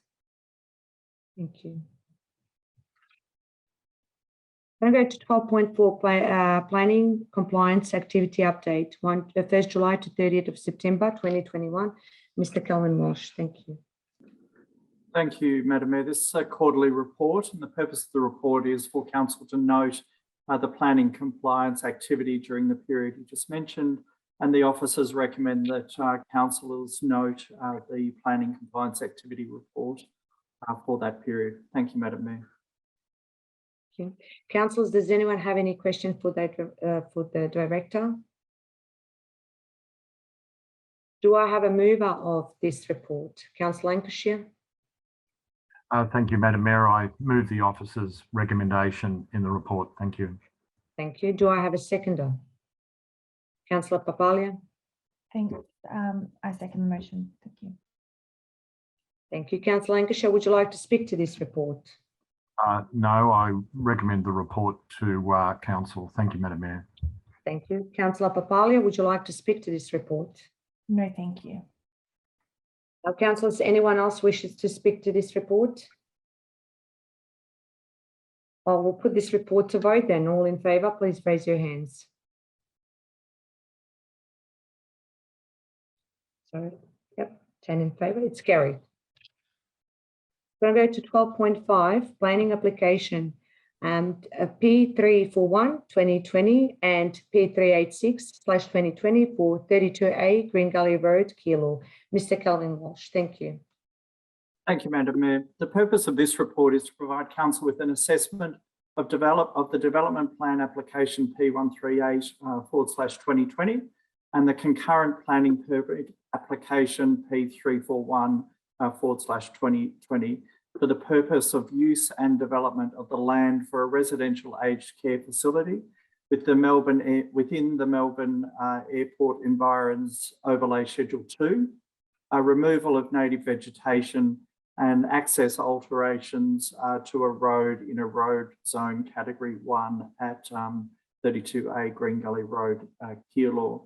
The officer's recommendation is that council consents to the approval of the development plan as based on the plans at attachment 4, consents to the granting of the planning permit P341/2020 as detailed in the introduction, and advises VCAT, the applicant, Melbourne Airport, and all submitters that council consents to the approvals, and writes to the head of Transport for Victoria, requesting that the consideration be given to installing a signalised intersection on Green Gully Road. Thank you, Madam Mayor. Thank you. Councillors, are there any questions for the Director? Do I have a mover of this motion, councillors? Councillor Lancashire. Thank you, Madam Mayor. I would move the officer's recommendation as in the report. Thank you. Thank you. Do I have a seconder? Councillor Takos. I second the recommendation, Madam Mayor. Thank you. Councillor Lancashire, would you like to speak to this report? Yes, thank you, Madam Mayor. We had, of course, the planning forum, and the developers spoke at the planning forum, and submitters, objectors also spoke. So I would certainly like to start by thanking all those that made submissions to councillors. It was much appreciated and very informative. Complicated site with a development plan and planning permit. And certainly a long, complicated history. I can say that I used to, before moving to Taylor's Lakes, lived a little bit down the road on Green Gully Road near this, and would have walked past this many times. And of course, my children would have played in the park at the back. And it was interesting to hear a proponent who had been involved in the park over a very long period of time, including potentially the time my children were playing in that park. The difficulty in negotiations, of course, with the airport, and I understand that the airport has withdrawn their objection to it, as a rather large portion of the back of the site is set aside as non-residential, as open space, with access permeating through to the adjoining park. So it is not a gated community. It is a community which is accessible for people to wander through from the park and from adjoining areas through the site. I particularly like the concept of the single-story units and the nursing home. Being a little bit older as I am, but I must admit, for a long time, I have supported the concept of being able to retire and live close to, particularly with you, if one partner moves into a nursing home, the idea that you could do that and still be nearby a loved one is a very appealing concept, and it doesn't happen all that often. This is not a normal requirement under state law or any law to ensure that this retiring and living in place can occur. So on that regard, I think this is a good development. It has been downsized from earlier options, and while there's obviously some concerns from the neighbours about it, I would certainly recommend the officer's recommendation to my fellow councillors. Thank you, Madam Mayor. Thank you. Councillor Takos, would you like to speak to this report? Thanks, Madam Mayor. Yeah, I also attended the planning forum, and I've read all the submissions, and I understand that people do have concerns whenever a development like this happens in terms of the traffic management concerns with Green Gully being a very high volume traffic road. However, Madam Mayor, one of the roles of council is to look at our service delivery from cradle to aged care and the full life cycle, as we say, of services. And one of the most integral issues we have at the moment is an inadequacy to meet the needs of our aged population, particularly in the Keilor area. There is a growing need for aged care facilities in Keilor and surrounds. And after attending the planning forum, but also reading the report, I am satisfied that this development plan for aged care facility is needed, desperately needed.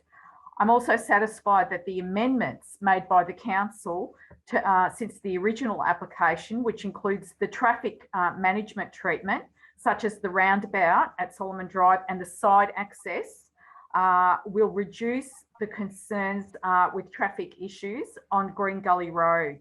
Also, that proper steps in ensuring that the noise mitigation from the aviation noise by configuring that the higher density is outside the aviation MAEO so that it reduces the impact of noise, and also the treatments for acoustics to make sure that all of that complies with the airport's expectations, that this is a good outcome that will do its part in meeting the demand for a mix of good aged 1 minute left.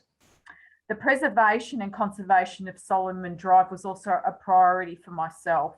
I know that this reserve is dearly loved by the local community and has been looked after by the local community and will continue to do so. It will create great enjoyment for many of the people from the aged care who can also visit this. So I fully endorse this plan by council. Thank you. Thank you, Councillor Tarkus. Councillors, does anyone else want to speak to this report? Councillor Borg and then Councillor Lowe. Thank you, Madam Mayor. Brimbank is experiencing an aging population. As such, this proposed aging facility is much needed in the area. A number of amendments have been made to the proposal since the original applications were refused. In addition, the planning permit is also subject to conditions in relation to, but not limited to, car parking, amenity, aged care, landscaping, and environmental sustainable design. I therefore support this report. Thank you. Thank you. Councillor Lowe. Thank you, Madam. Thank you, Madam Mayor. Just to concur with my councillors, it's obviously that our city, municipality, has an aging population. There's no doubt about that. It's not just Keilor, it's the whole municipality, all the way down to the south. It's an aged community, and we do need facility like this. So I'd like to accept that. I'd like to congratulate the staff to assisting the applicants to get to this stage, and congratulate the applicants to have done a good job with the airport negotiating the proposal.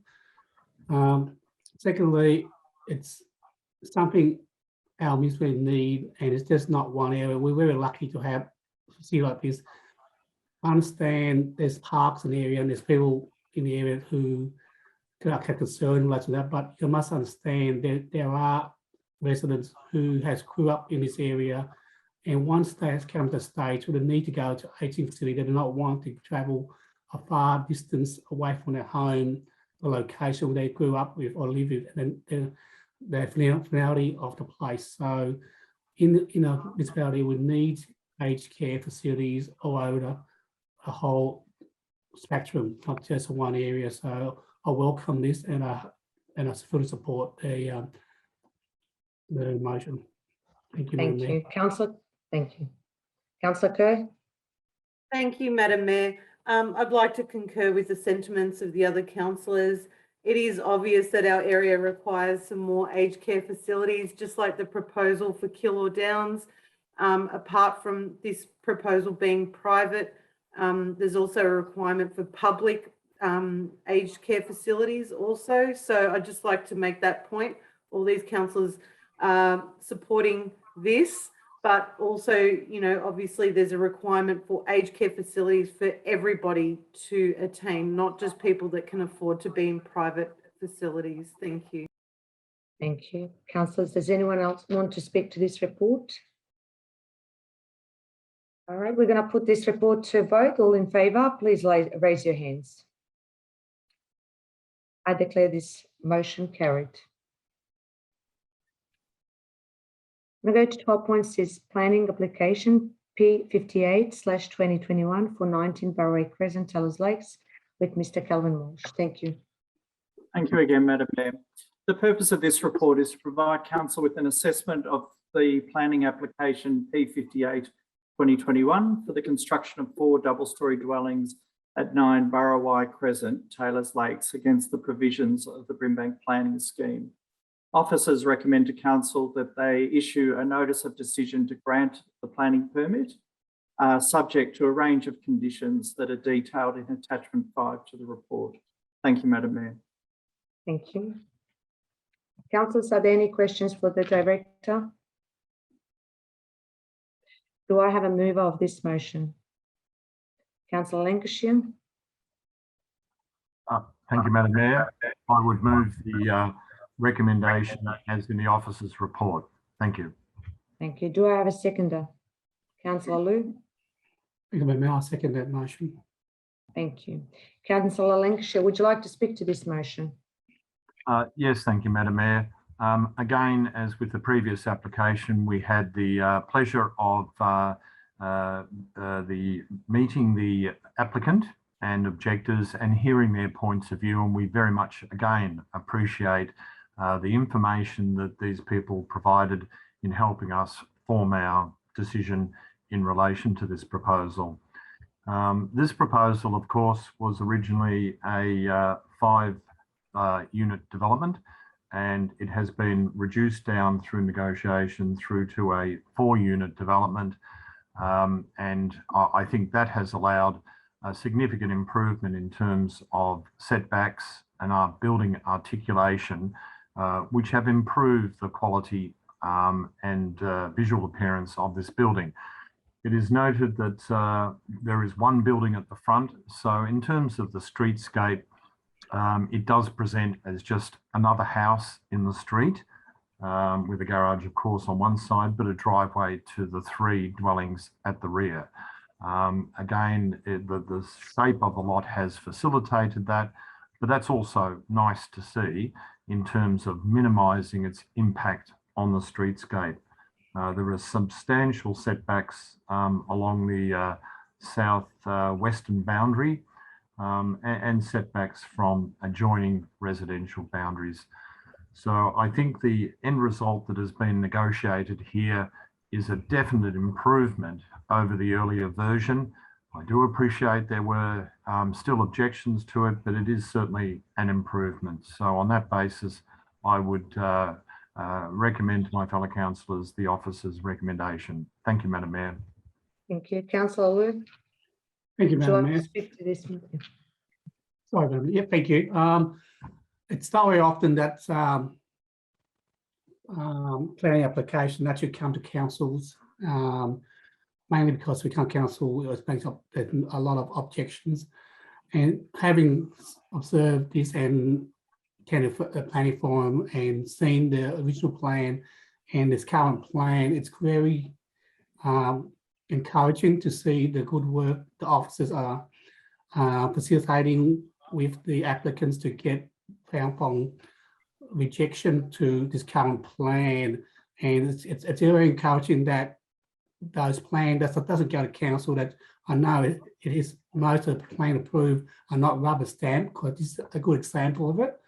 I'm very conscious relation to privacies, relation to look over it, and having reviewed both plan, the original plan and the current plan now, and the reduction and the improvement has done with the council's staff to facilitate with the applicants.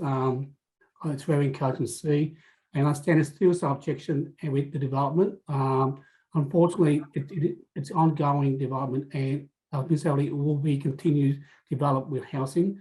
But with the submission now, it's quite adequate relation to the applicant's submission. And I fully support the lesson to the applicants at the moment. I hope the council's review and support it as well. Thank you. Thank you, Councillor Lou. Councillor Kerr. I would like to speak in relation to opposing this. I'm really conscious of the community opposition to this development. Having lived in the area since 1986, Bowery Crescent has always been, you know, a lovely tree-lined street full of young families, and people have purchased these properties knowing that they have purchased large blocks and, you know, without the idea of development in mind. And I'd really like to, you know, keep the integrity of this area and the character of this area. So I strongly oppose this development. Thank you. Thank you, Councillor Kerr. Would anyone else like to speak to Councillor Borg? Thank you, Madam Mayor.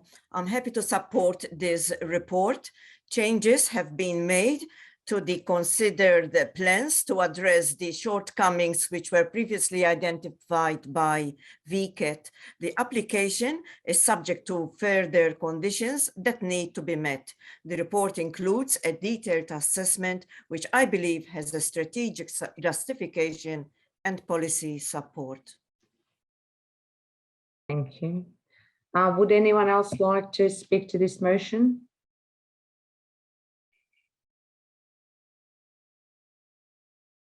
Councillor Lancashire, you have 2 minutes right of reply. Thank you, Madam Mayor. I think the points I'd made earlier are sufficient and would stand with that. Thank you. Thank you. Councillors, I'll put this motion to vote. All in favour, please raise your hands.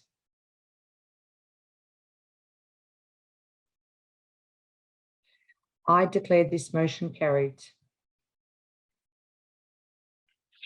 We're going to move to 12.7, submission to Western Land Use Framework Plan. Mr. Kelvin Walsh, thank you. Thank you, Madam Mayor. The purpose of this report is for Council to consider the final draft submission to the Department of Environmental, Land, Water and Planning's Western Metro Land Use Framework Plan, as shown at attachment 1 in the agenda papers. The officer recommendation is that Council endorses the submission at attachment 1 and enables us to submit it to DELP by their engagement website by the 24th of October. Thank you, Madam Mayor. Thank you. Councillors, are there any questions for the Director? Can I have a move of this motion? Councillor Tarkos? I move the motion as per governance papers. Thank you. Do I have a seconder?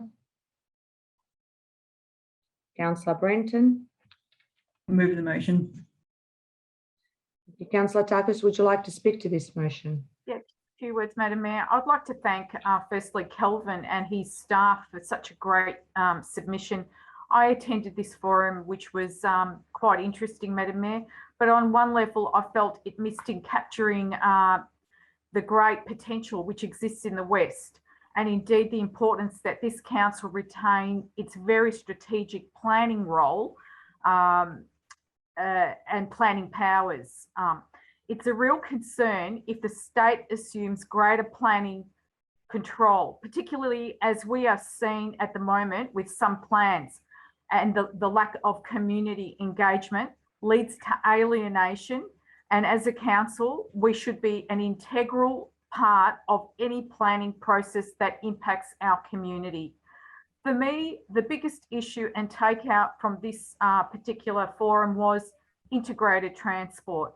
There should be a greater recognition of transport disadvantage in our community, especially across Brimbank, that needs better bus services and active transport, better connectivity, shared user paths, and the delivery of the Western Rail Plan, Suburban Rail Loop, and Melbourne Airport Rail Link, and the rail width. So all in all, I would like to congratulate Kelvin and his team for an absolutely comprehensive, and I felt it really captured the real spirit of the West of Brimbank. Thank you. Thank you. Councillor Brandon, would you like to speak to this report? Yeah, following on from what Councillor Tarkos was saying in terms of public transport connectivity, from memory, one of the points that was highlighted by the officers was the need to have an integrated bus interchange in the Deer Park railway station as that's getting upgraded, as well as more bike paths along that section of road, because at the moment there's no plans for that, which is absurd because we need a bus interchange in there and road and paths so that people can use it safely. So I'm really happy to see what's in this report. Thank you. Thank you. Councillors, would anyone else like to speak to this report? Councillor Lancashire.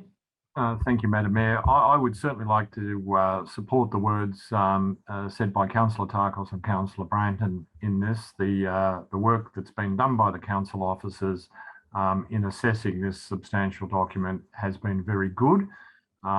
It has also, having been to the presentation, I was a little underwhelmed in some of the things that were being put forward. They were, in many cases, just a compilation of historical strategies and not as much forward planning, particularly as mentioned in terms of transport, as I would have liked to have seen. However, the officers have gone through that and in the submission raised a number of improvements and additions. So congratulations to the officers in the work in this. Thank you, Madam Mayor. Thank you. Councillors, would anyone else like to speak to this report?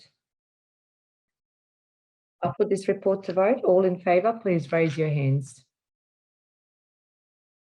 I declare it carried. I go to 12.8, submission to Heritage Victoria, McKay Memorial Gardens, and John Darling and Sunflower Mill. Mr. Colin Walsh, thank you. Thank you, Madam Mayor. So the purpose of this report is for Council to consider endorsing two submissions to the Heritage Council that supports proposed changes to the Victorian Heritage Register in relation to both the H.V. McKay Memorial Gardens and the John Darling and Sons Flour Mills.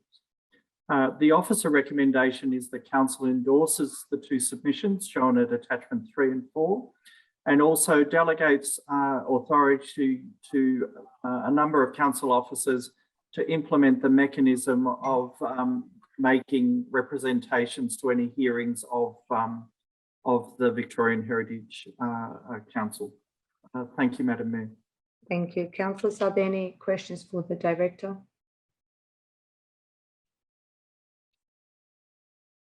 Thank you. Do I have a mover? Councillor Lancashire.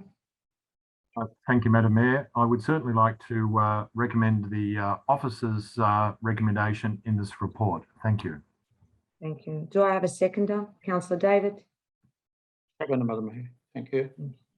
Councillor Lancashire, would you like to speak to this report? Yes, thank you, Madam Mayor.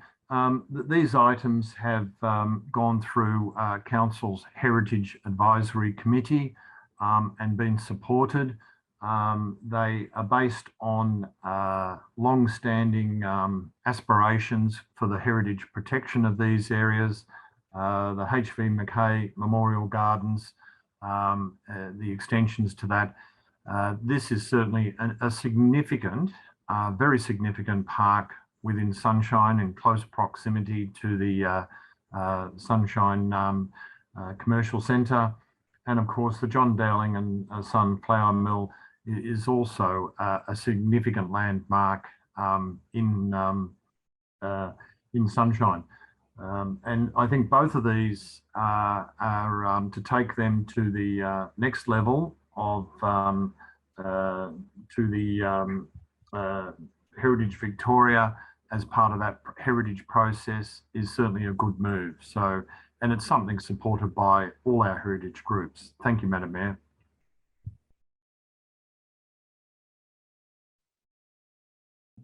Thank you. Councillor David, would you like to speak to this report?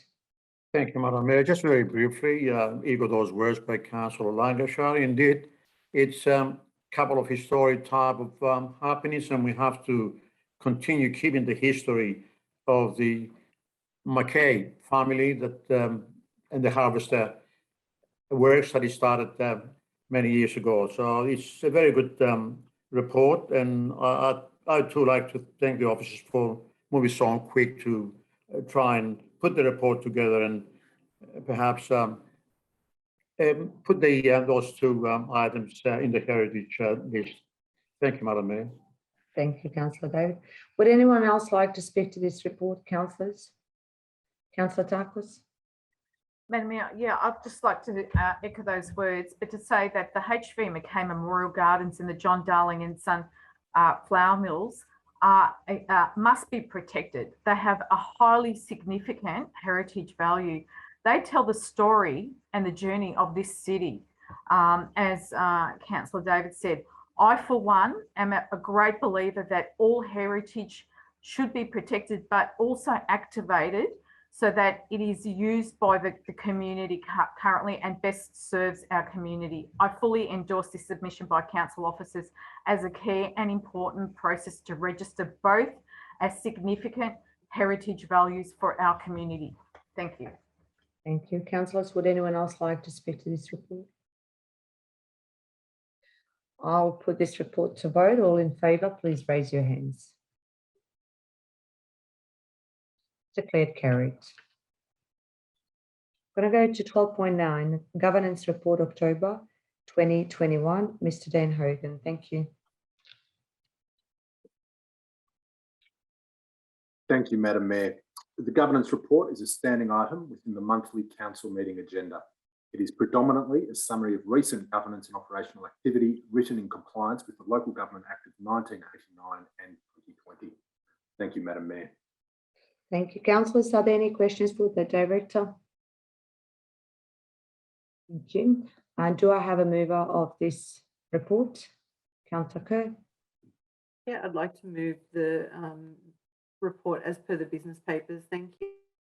Thank you. Do I have a seconder? Councillor Tarkos. I'd like to second the report as per business papers. Thank you, Madam Mayor.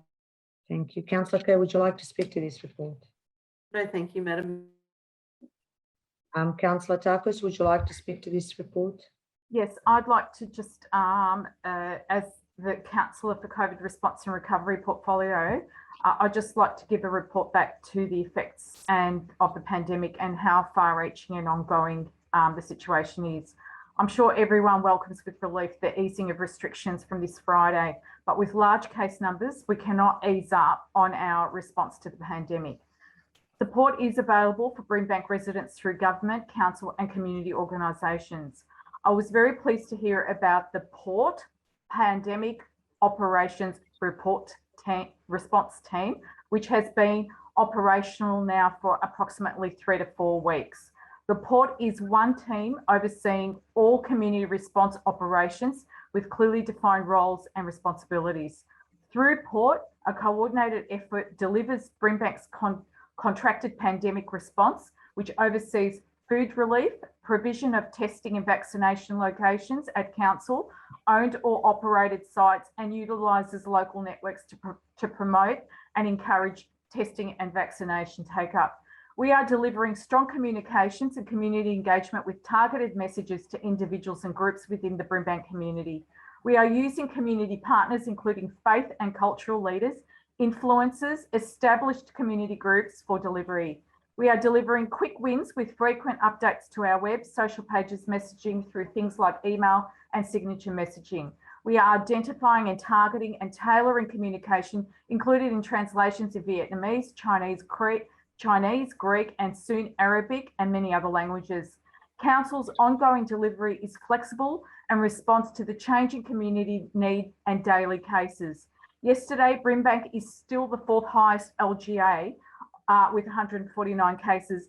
Above us are Casey, Hume and Greater Dandenong. Melton is 6th. Vaccination. Thank you. As of yesterday, 86.3% of Brimbank's eligible residents have received their first dose. 58.6% of eligible have received the second. We are still quite a long way behind Victorian average. Brimbank is supporting the ongoing push of vaccination through pop-ups in centres and locations. Premier pop-ups are St Albans, Sunshine, static for 3 weeks for first doses, school pop-up sessions in Copperfield College, Sydenham, and also Sunshine College on the 26th and 28th of November. Mini pop-up sites include 20 to 40 vaccinations each session. Community information sessions cover general information for schools, industry, faith, sports, and other groups. The Pandemic Connector program is still operational as well, with food relief, culturally appropriate food options, face masks and other essential items, and even getting people to vaccination appointments. Thank you, Councillor Tarkos.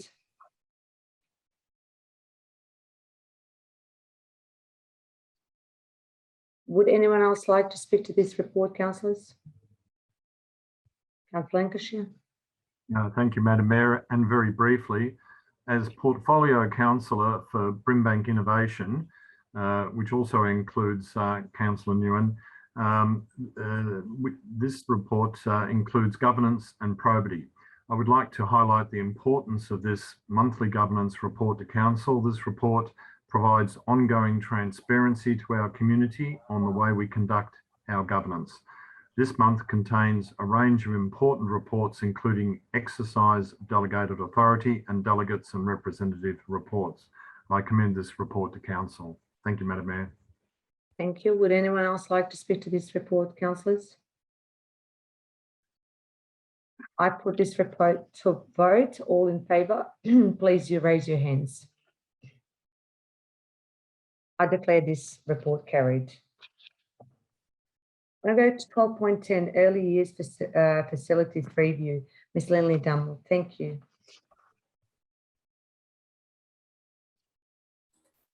Thank you, Madam Mayor. The Brimbank Community Services and Infrastructure Plan adopted in 2018 recommended 5 new children and community centres to be built over the next 15 years.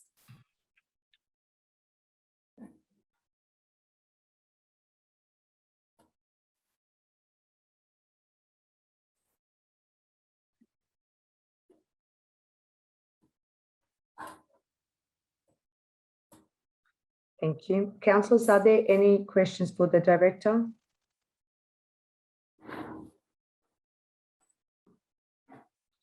Thank you. Do I have a mover of this report? Councillor Borg? I'll move the report as per business papers. Thank you. Do I have a seconder? Councillor Nguyen?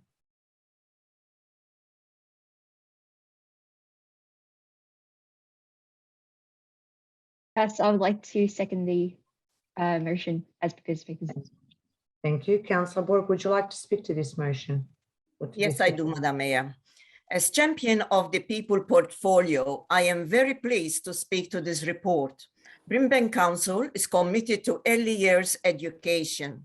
In 2018, Brimbank City Council adopted the Brimbank Community Services and Infrastructure Plan 2018-2038, known as CSIP, which provides direction on future community infrastructure requirements. This CSIP recommends that 5 children's and community centres be built over the next 15 years.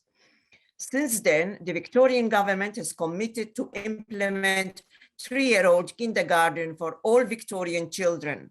From 2022, 3-year-old children in Brimbank will have access to 5 hours of a funded kindergarten program each week, increasing to 15 hours per week for 40 weeks of the year by 2029. Taking part in a quality kindergarten program at an earlier age leads to positive effects on child development. It has even greater benefits for children who need extra support or are in vulnerable circumstances.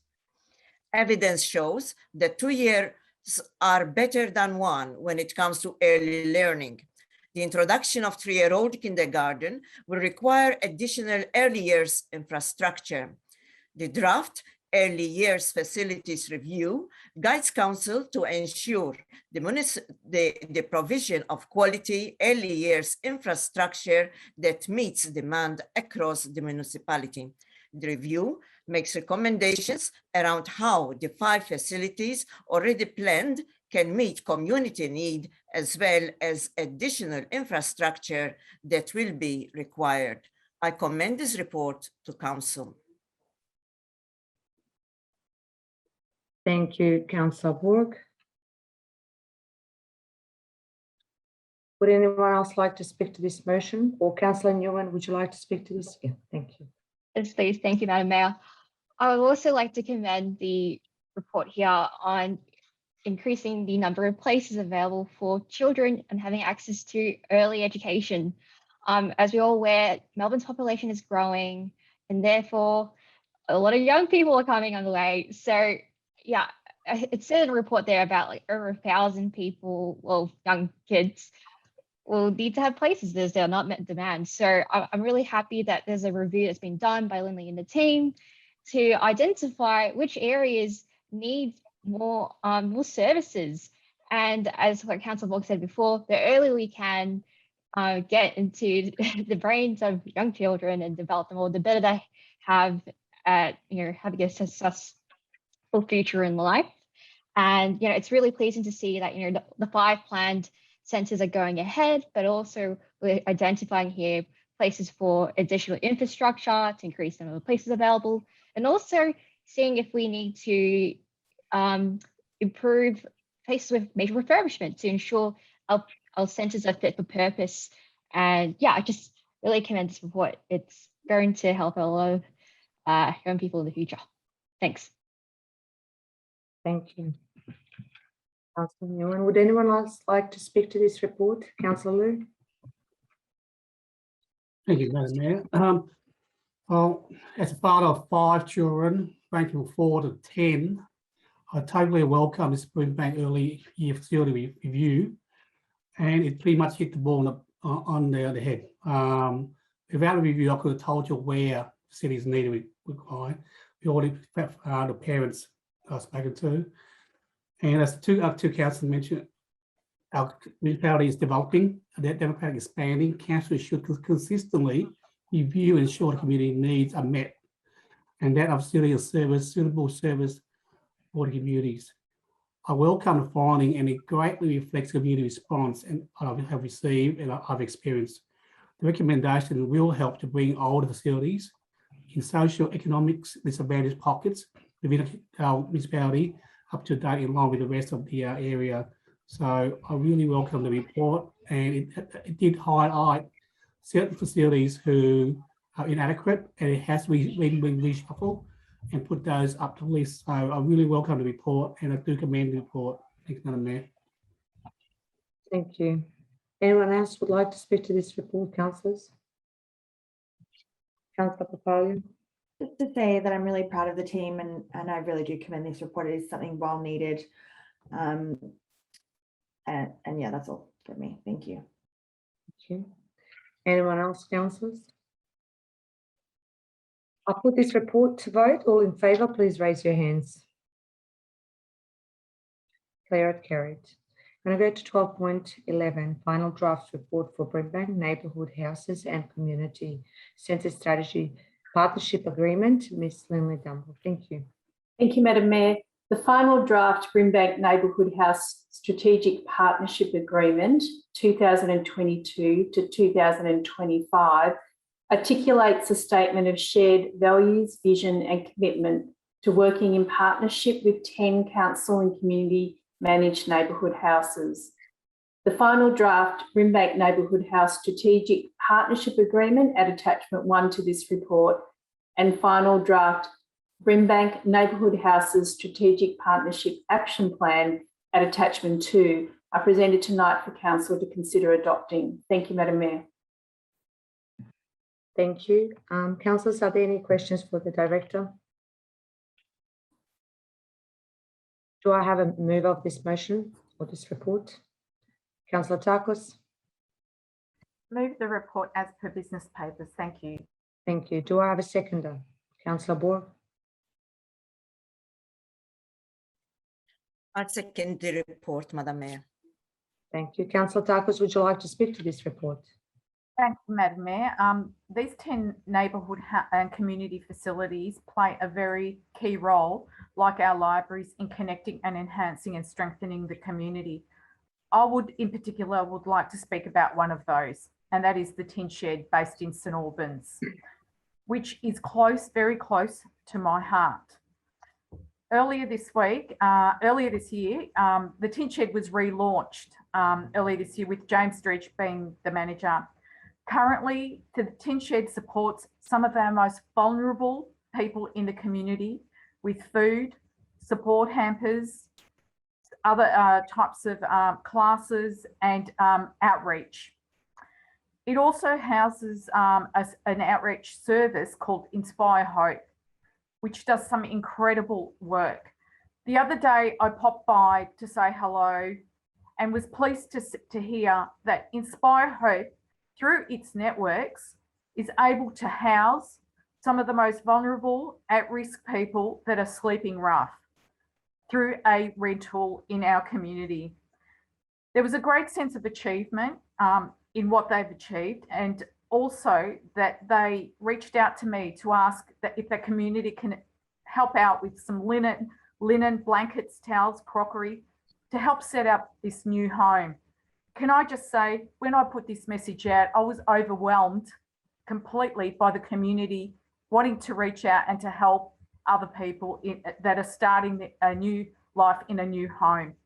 This is what our neighbourhood houses and our facilities is all about: connection, assisting people, and some of the most vulnerable people to feel part of this community. And that's what that they represent, is that connectivity.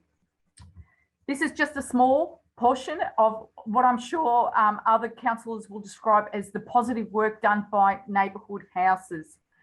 But I cannot underestimate or say enough good things about the Tin Shed during these difficult and very challenging times in rising up and helping people with food, with clothing, and ultimately with housing. Thank you very much. Thank you, Councillor Takis. Councillor Borg. Thank you, Madam Mayor. In my role as Brimbank People Portfolio Champion, I have been privileged to see firsthand the great work that is achieved through our Neighbourhood Houses programme. Brimbank Council Neighbourhood Houses provide opportunities for people at all stages of life to connect and learn, strengthen cultures and identities, and build a sense of belonging in individuals and groups. I would like to take a moment to commend the truly inspiration work rolled out through the neighborhood houses since the COVID-19 global pandemic first impacted us in March in 2020. Our people and houses have been responding directly to the needs of the Brimbank community and diversified its offerings, including a food security program providing thousands of Brimbank residents with fresh food, hardship support, and intensive educational and mental health support for children and young people. The Brimbank Neighbourhood House Strategic Partnership Agreement and Action Plan 2022-2025 is a roadmap for an exciting and continuing transformation of council-managed neighbourhood houses and community centres into sites of belonging and learning for all. I commend this report to council. Thank you. Councillors, would anyone else like to speak to this report? Councillor Dane. Thank you, Madam Mayor. Just echo Councillor Board and Councillor Takos. The neighbourhood house is very important to connect people and strengthen the community. So well done, Brimbank Council Neighbourhood House, and especially during the pandemic time. And thank you for all your hard work to support the community. I recommend this report. Thank you. Thank you, Councillor Nate. Anyone else? I put this report to vote. All in favour, please raise your hands. I declare this report carried. We'll go to 12.12, Sydenham Park Master Plan, October 2021 update with Mr. Neil Whiteside. Thank you. Thank you, Madam Mayor. In March 2020, Council adopted the Sydenham Park Master Plan and authorised further studies and investigations subject to the annual budget to inform further development and implementation of the master plan. As part of the 2020-2021 annual budget, Council allocated funding to undertake the following studies and investigations: a Cultural Heritage Management Plan summary report, Robinson's Homestead feasibility study, a flora and fauna assessment, and also park access infrastructure design. The purpose of this report is for Council to receive an update on the implementation of the Sydenham Park Master Plan, including the outcomes of the various studies and investigations completed in 2020-2021, and consider endorsing the draft Sydenham Park Master Plan Addendum Update 2021 for community consultation for a 4-week period. Thank you, Madam Mayor. Thank you. Councillors, are there any questions for the Director? Do I have a mover of this motion? Councillor Lancashire. Thank you, Madam Mayor. I would like to move an alternate motion, if that could be displayed on the screen, please.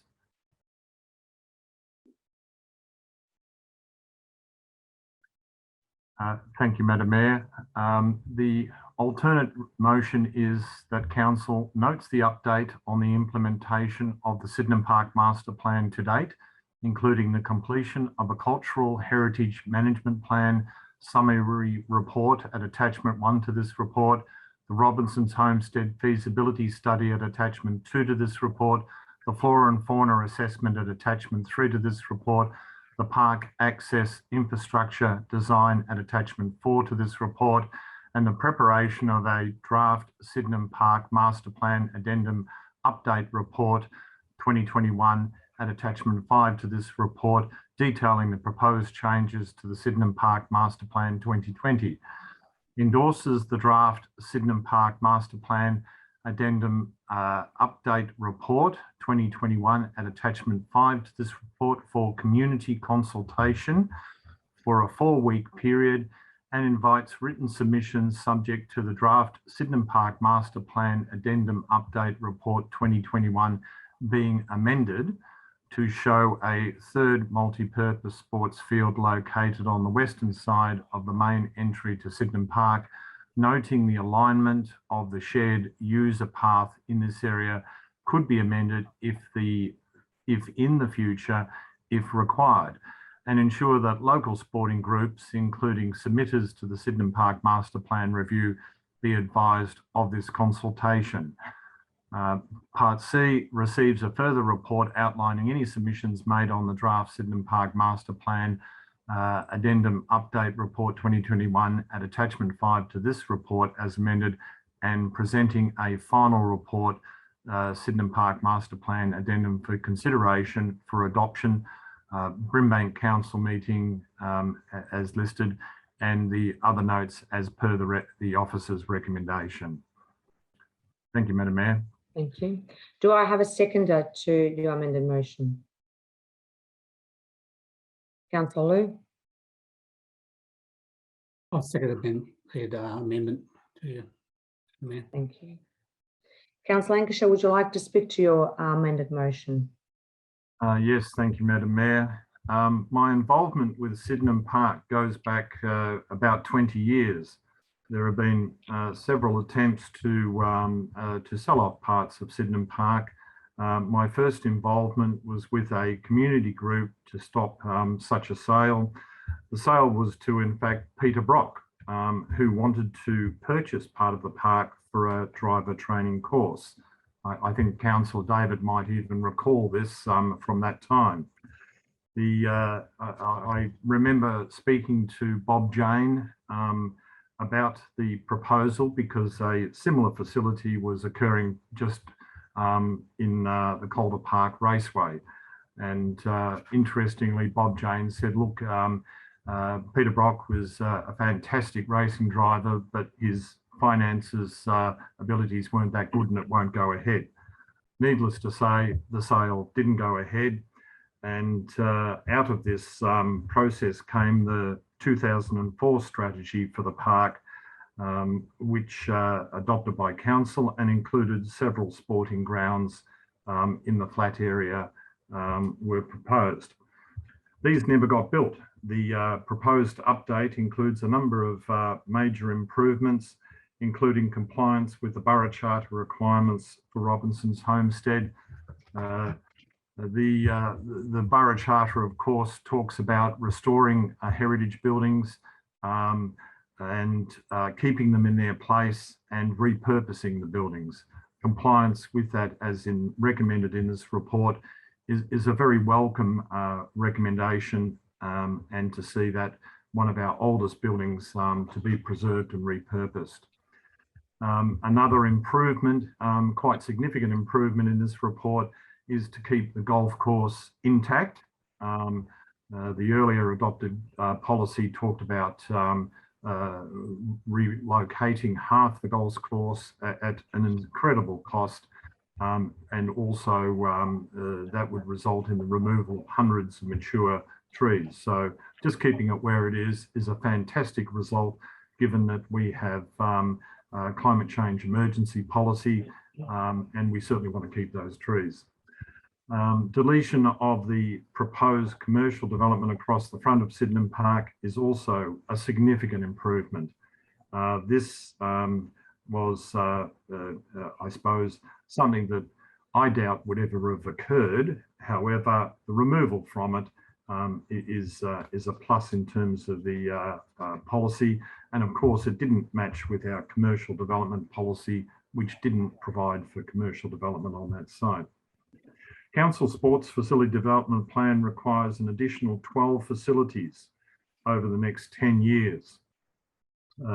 One thing the councillors did was they asked the question, where would those 12 facilities go?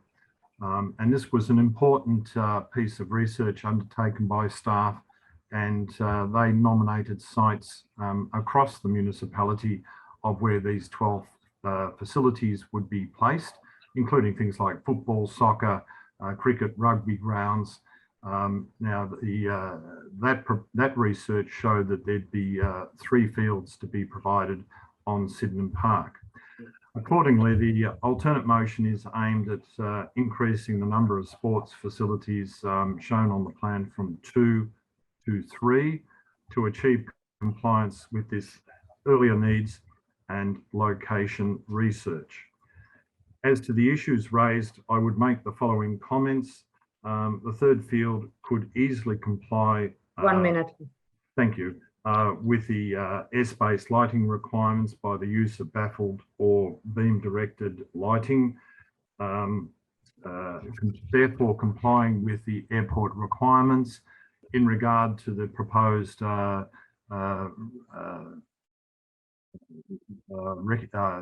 proposed zone for grassland species, or the grasslands farm where we would collect seed. There is a massive area provided for that, which constitutes a massive component area of the park. I think to allow one additional oval, which would represent about 2% of the park, would not be in any way detrimental to that proposal. As such, I think given that there's been a huge interest by sporting groups in having those facilities there, I would certainly recommend. Thank you, Councillor Lynch. Thank you. Councillor Liu, would you like to speak to this motion? Yes, thank you, Madam Mayor. I just want to say congratulations to the officer who's put the report together. It's quite comprehensive and quite detailed. And it outlined all the heritage management and the feasibility studies regarding the park itself. I support Councillor Lancashire's amendment. Due to that, it hasn't deviate from the officer recommendation, other than just an extra sports oval on the west side, and it also hasn't really any major impact on the area itself. So I do support the recommendation and commend the officer for its very detailed report and its all the attachment involved.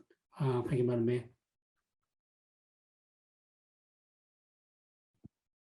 Thank you, Councillor Liu. Councillor Takos? I would like to vote against this amendment, Madam Mayor. I've listened to the arguments about the additional sports ground that Councillor Lancashire said won't have any impact. Can I just say that it will? Because with every additional sports ground, you require a path and you need parking. We've gone to extensive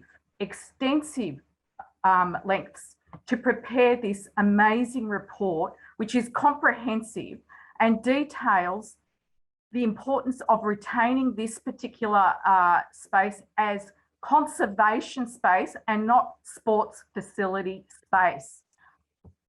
I understand that Councillor Lancashire in the previous term pushed this sports agenda for facilities, and we also made a failed attempt for the Matildas bid.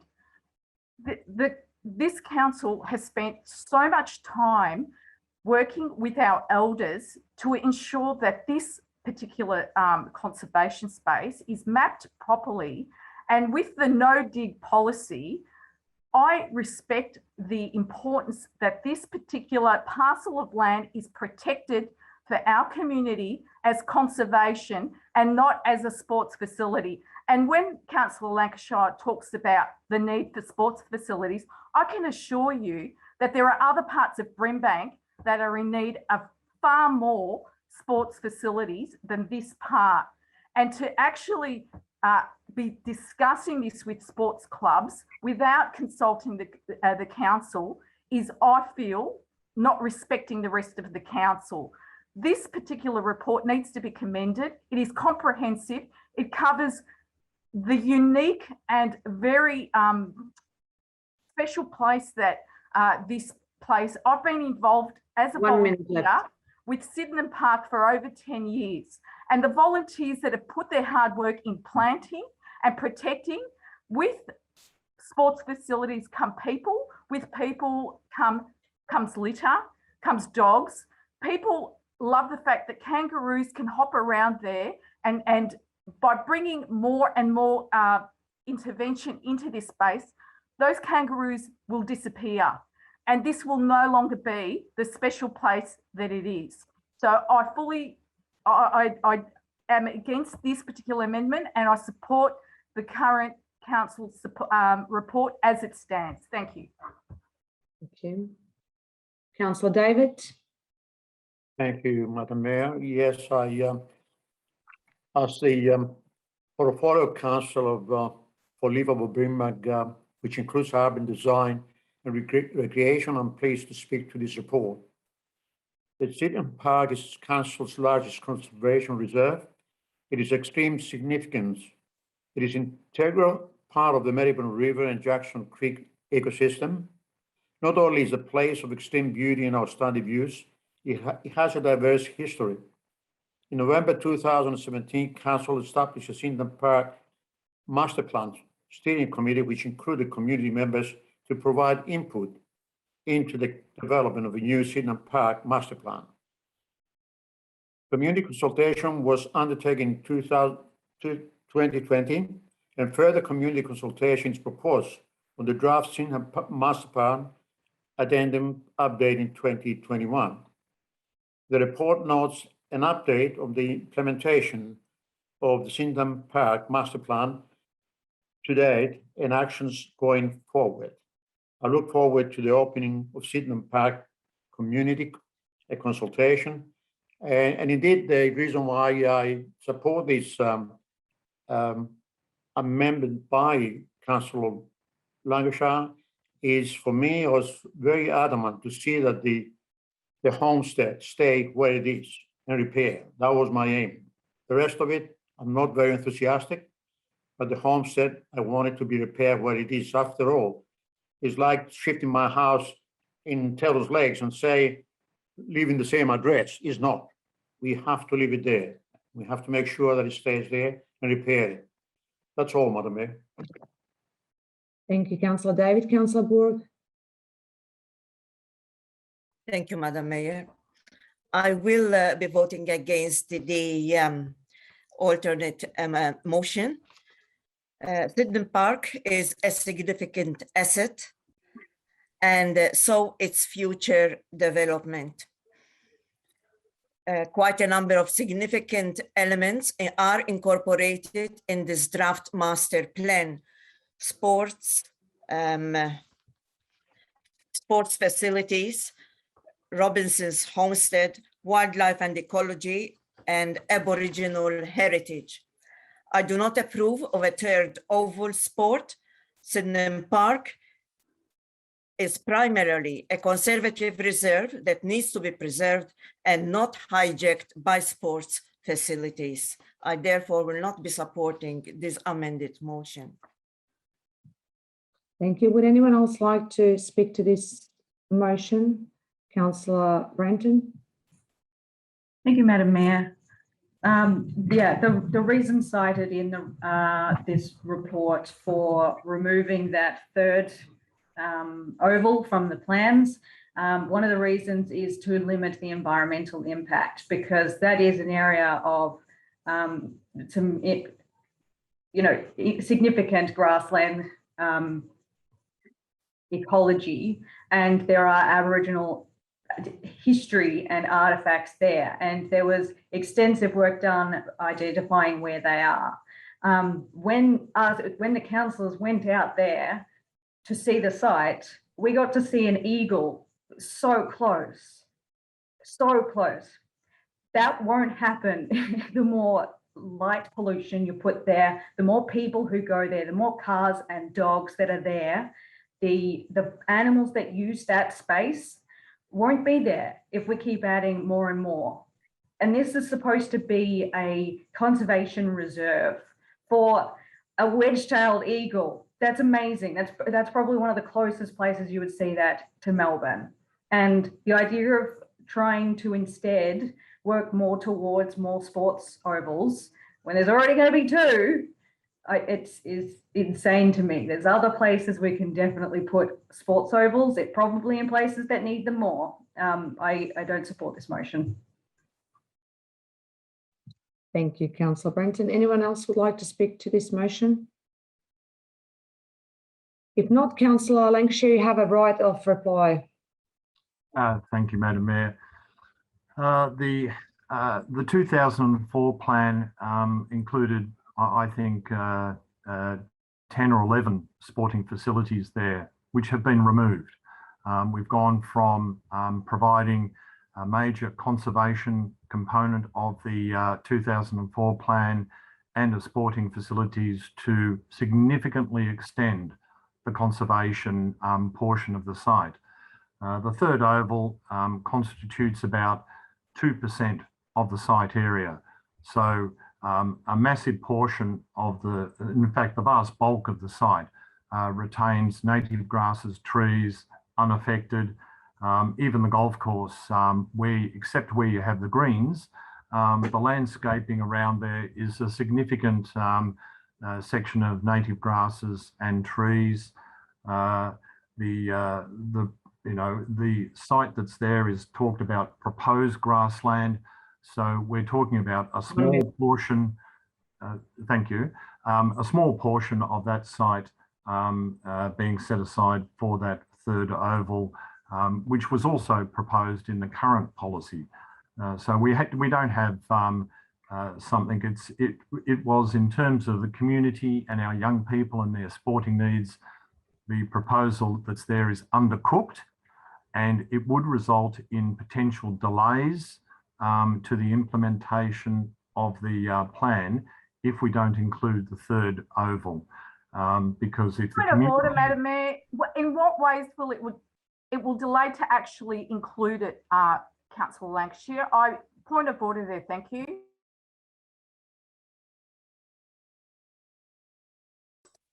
You're on mute, Branko. Sorry, Councillor Lancashire, you've got 20 seconds left. Thank you. And in terms of, I guess, what's proposed there, it maintains a massive vast amount of conservation land, minor proposal to add that third ground in. But in terms of, as I said, the delay, we would have to go out on further consultation. If council decided to add a third in at the end of the consultation in our February meeting, we could see further significant delays to this proposal. Thank you, Councillor Lancashire. Thank you, Madam Mayor. I put this motion to vote. Councillor Nguyen? Hi. Can I actually just ask a question to the director? I suppose my question here is, if we were to add a third sports field, like how much of the area percentage-wise would that actually take up? And look, if we go ahead with the original proposal, which was to conserve that area for grasslands, like, does that not preclude the possibility of potentially putting a third sports field far in the future if we so determine that we need it? Thank you, Madam Mayor. Through Madam Mayor, Councillor Nguyen, the exact details of what space we're talking about, obviously it would have to be calculated. I can't provide that tonight. That would be something that I'd have to come back to councillors on.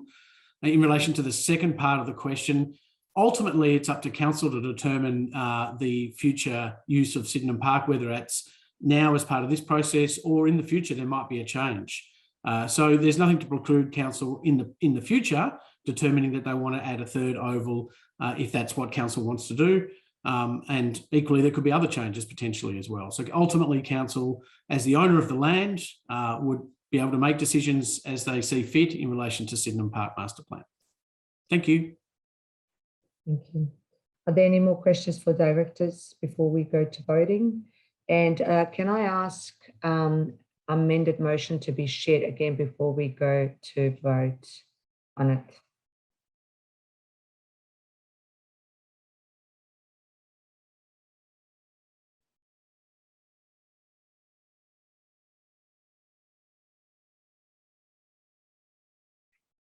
Thank you. I put this motion to vote. All in favour, please raise your hands.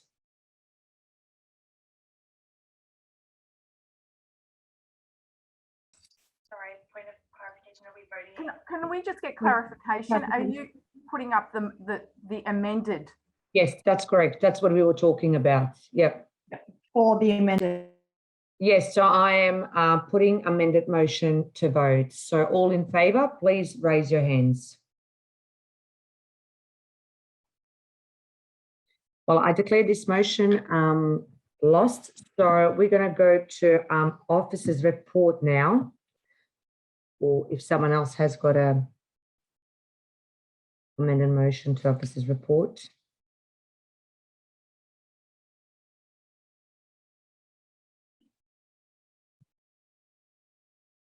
So councillors, does anyone want to move a motion? Councillor Liu. Thanks, Madam Mayor. I'll move as per business paper.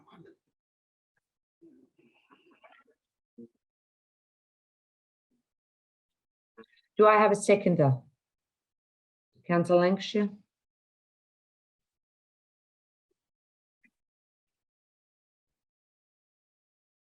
Are you seconding it per business papers? Yes, Madam Mayor, as per the business papers. Thank you. Thank you. Councillor Liu, would you like to speak to this motion? Yes, like I said before, it's thanks, Madam Mayor. Thank you. Like I said before, it's a very detailed report. I commend the officer to report, and there were very little other than the amendment, just the oval. So I fully support the officer's recommendations. I commend the report. Madam Mayor, thank you. Thank you. Councillor Lancashire, would you like to speak to officer's report?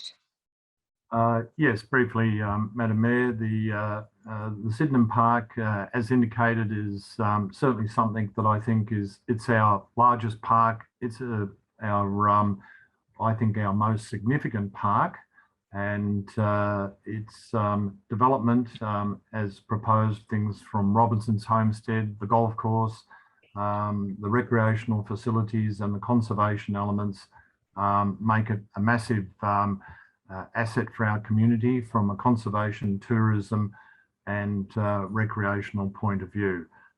So it'll be good to see this go out to public consultation, and I would certainly encourage all members of the community to have a good look at the proposal and give us feedback on what they think. Thank you, Madam Mayor. Thank you. Would anyone else like to speak to the 12.12 report? Councillor Borg. Just to say, Madam Mayor, that a lot of diligent work has gone into this master plan, and I am happy to support it. I'm very much looking forward to the community feedback. Thank you, Councillor Borg. Would anyone else like to speak to it? Councillor Takis. Thank you, Madam Mayor. Yes, I would like to speak to it. As a former member of the Sydenham Park Master Plan Steering Committee, I'm really thrilled to support and endorse this 2021 update and iteration of what is an exciting next phase after the biodiversity and Indigenous mapping. And The shared user path is in progress, and the path will also introduce many visitors who will come and view this spectacular and pristine aspect of the Jackson Creek Valley, the tributaries and the confluence where the Maribyrnong River starts.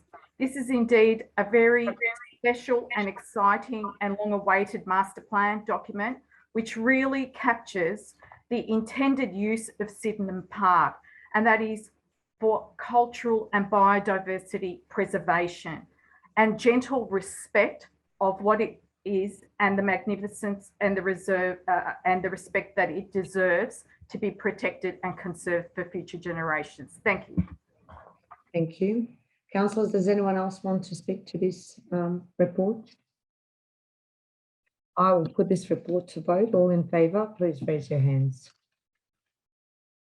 I declare this motion carried. I'm going to go to 12.13, contract number 21/3032, MAV supply and delivery of 4 suction street sweepers. Mr. Neil Whiteside. Thank you, Madam Mayor. The purpose of this report is for Council to consider awarding contract number 21/3032 MAV supply and delivery of 4 suction street sweepers, which forms part of the annual budget. Based on Council's current practice for financing of vehicles and items of plant over 300,000 is to lease the vehicles. It's proposed a separate tender would be completed for the lease. It's proposed that a delegation be provided to the Chief Executive Officer to approve and sign the lease agreement and any other associated documents for the financing of the 4 suction street sweepers. Thank you, Madam Mayor. Thank you. Councillors, are there any questions for the Director? Do I have a mover of this report? Councillor David. Move the report as read in the business paper, Madam Mayor. Thank you. Do I have a seconder? Councillor Papalia. I second the officer recommendation. Thank you. Councillor David, would you like to speak to this report? No, Madam Mayor. Thank you. Councillor Papalia, would you like to speak to this report? No, thank you. Councillors, would anyone else like to speak to this report? We'll put it to vote. All in favour, please raise your hands. Declare it carried. I'm going to go to 12.14, contract number 21/3064 ITT meal supply with Ms. Lindley Dumble. Thank you. Thank you, Madam Mayor. Council provides a home delivered meal service to residents who are assessed under the Home and Community Support Program and the Home and Community Care Program for younger people. Council receives funding in the form of a meal subsidy from the Commonwealth and Victorian governments under the above programs to provide meals to clients of the service. This report presents to Council the outcomes of the tender evaluation and seeks Council's consideration to enter into contract number 21/3064 ITT meal supply. Thank you, Madam Mayor. Thank you, councillors. Are there any questions for the Director?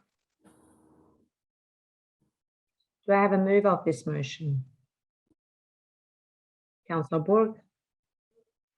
I'll move the motion as per business papers. Thank you. Do I have a seconder? Councillor Takos. I second as the business papers. Thank you. Councillor Borg, would you like to speak to this motion? No, thank you, Madam Mayor. Councillor Takos, would you like to speak to this motion? Sorry. No, thank you, Madam Mayor. Thank you. Councillors, would anyone else like to speak to this motion? Councillor David. Madam Mayor, very briefly, this is a wonderful initiative that Council does. The Meals on Wheels early morning. That's a wonderful thing. I've done that trip myself once with the officers, and I saw the faces of those people waiting to pick up their meals. It's a fantastic initiative, and I congratulate the officers for coming up with this contract again, because we need it. Thank you. Thank you. Councillors, would anyone else like to speak to this report? I'll put this report to vote. All in favour, please raise your hands. Declare this report carried. And I move to item 13, which is notice of motion and there are 3 notices of motion for consideration. Councillors, remind you that the notice of motion must be moved as printed in the papers, and only if seconded can an amendment be moved. So 13.1, Melbourne Airport Community Aviation Consultation Group. Thank you, Councillor Takos. Thanks, Madam Mayor. I'd like to share the screen and move the motion as per shared screen. Thank you.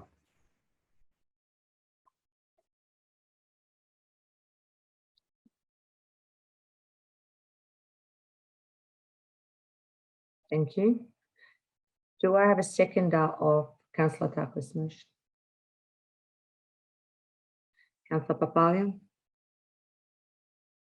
I second the motion, Madam Mayor. Councillor Takos, would you like to speak to your motion?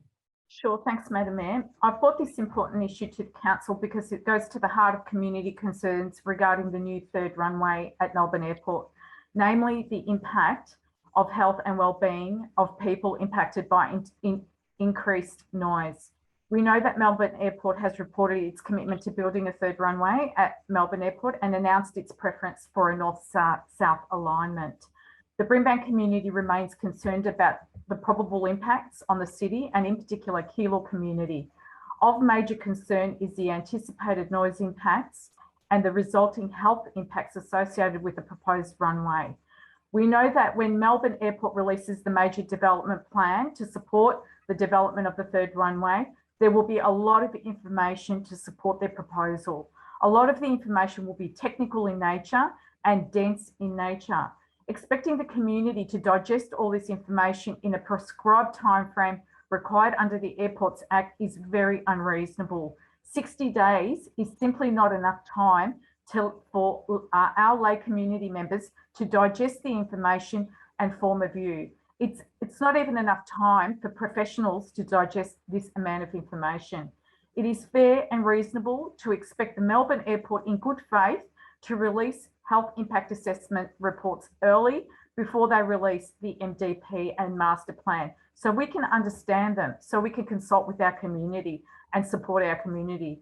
Then we and the community will have a stronger basis for engagement.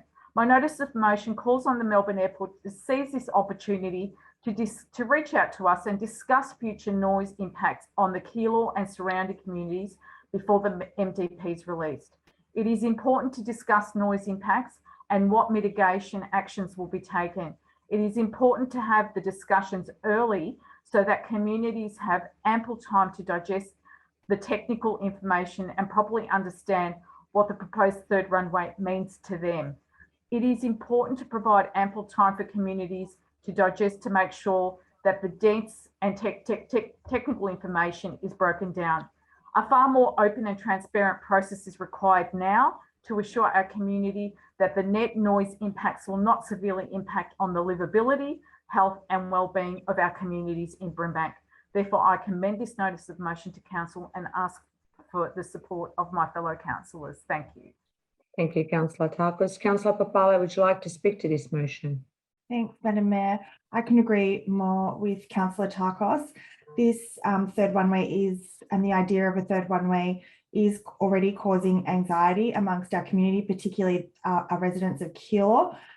It's hard to understand what the noise impacts and things are going to be now when we're in a COVID environment and have been for such a significant time, when it's not front of mind and you're not sort of experiencing that every day. You tend to forget exactly what that means. And I think the MDP or the period, the consultation period is definitely not enough. Similar to what happened with the landfills, the community were presented with so much information, nobody understood it, and it took time to digest and consultation and conversations for people to actually understand what's happening in their area. This can potentially affect children's learning. And I just think, yeah, we definitely want to see earlier consultation and the impacts understood. Thanks. I commend Councillor Takos for this motion. Thank you. Thank you. Councillors, would anyone else like to speak to Councillor Takos' motion? I put this motion to vote. All in favour, please raise your hands. I declare this motion carried. Can I go to item 13.2, Grants Commission funding? Councillor Lancashire, thank you.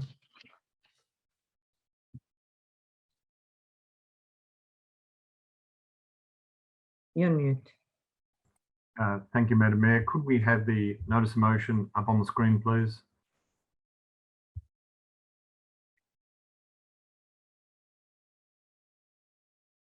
Thank you, Madam Mayor. The notice. Oh, we've lost it. The notice of motion. Can we put it back on the screen, please? Thank you. Thank you, Madam Mayor. The notice of motion is that Council writes to the Municipal Association of Victoria, ALGA, the federal government members, including the Prime Minister, Assistant Minister for Local Government, Victorian senators who are members of the government, member for Fraser, member for Gordon and member for Cornwall, advocating that the federal government increase the pool of funds available for the financial assistance grants, which will be passed on to the Victorian Local Government Grants Commission and other state grants commissions.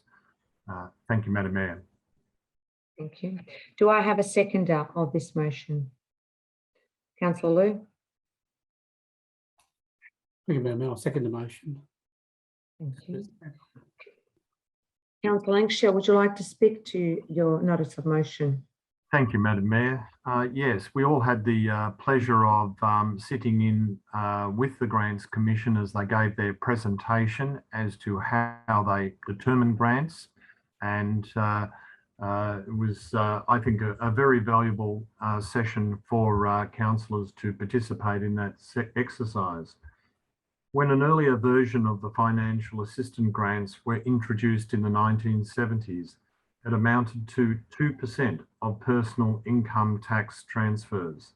This was then reduced to 1% of total Commonwealth tax revenue. It is now approximately 5.55% of Commonwealth tax revenue. The current arrangements for financial assistance grants that they were indexed by a combination of the Consumer Price Index and the rate of population growth. However, this determination is that of the Treasurer alone. The quantum of financial assistance grants funding is too low for the increasing responsibilities of local government, and that the indexation methodology does not sufficiently recognise the true cost pressures on councils. Council needs to advocate so that the federal government increases the pool of funds available to all councils, and to make sure that the pool is not decreased in future years. Financial assistance grants are a significant source of revenue for council, and we need to continue to advocate so that the pool of funds provided by the federal government are increased, and that there should be no decrease in funding when compared to Commonwealth tax revenue. Not to mention the fact that, as we all understand, we have rate capping. So this is another example of where we are being put, and local communities are being put under a dreadful amount of pressure by financial constraints. So I would recommend this notice of motion to my fellow councillors. Thank you, Madam Mayor. Thank you. Councillor Lou, would you like to speak to Councillor Lancashire's motion? Yeah, thank you, Madam. Very briefly, I concur Councillor Lancashire's motion. This grant is extremely important for all local government, not just ours. It's all local governments. It is especially councils where haven't got revenues for i.e. other incomes coming in. So this is a very important lesson to revenue for council who hasn't got revenue coming from meter parking, etc. sort of thing. So this kind of thing is very important. It's the grant commission. It's distributed evenly across the board. So it's very important this pocket of funding from the federal government maintain at a standard or increase and not decrease for all local governments revenue. Thank you, Madam Mayor. Thank you. Would anyone else, council, like to speak to Councillor Lancashire's motion? Councillor Borg. Thank you, Madam Mayor. I would also like to thank Councillor Lancashire for moving this motion. I also attended the meeting with the Victorian Local Government Grants Commission and Brimbank City Council. We were informed that the financial assistance grants are decreasing, while the increase in the national pool of funding for 2021-22 is 3.8%. The annual increase in future years is expected to be lower, reflecting relatively low population growth. Local governments are doing a lot of heavy lifting in all sectors, especially when it comes to family and community services. It is important to advocate the federal government to increase the pool of funds available for the financial assistance grants. Thank you, Madam Mayor. Thank you. Does anyone else wants to speak to Councillor Lancshire's motion? Not. I will put this motion to vote. All in favour, please raise your hands. I declare this motion carried. Councillors, as it's 10 o'clock already, we will need to move a motion to extend our meeting time. Do I have a mover? Councillor Takos. I move that we extend the meeting time by an extra half an hour. Thank you. Thank you. Councillor, do I have a seconder? Councillor David? I second the extension of time, Madam Mayor. Thank you. Thank you. All in favour, please raise your hands. I declare it carried. So we have another half an hour. I'm going to move to item 13.3, retention of planning powers, Canley Development. Thank you, Councillor Borg. Thank you, Madam Mayor. I would like to move the motion as per shared screen.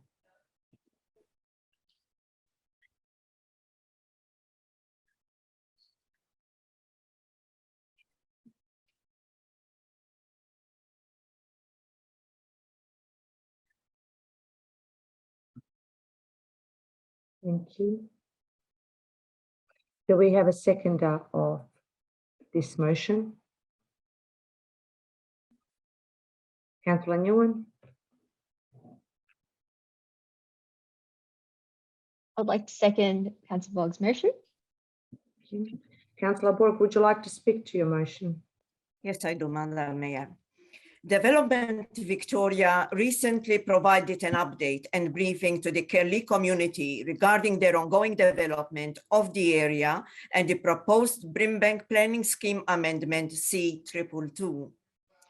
At the community briefing, they advised the community that they wish to rezone the land to enable a range of changes to the development outcomes in the area, and that they are seeking to make the Minister for Planning the responsible authority for specific permits on the site.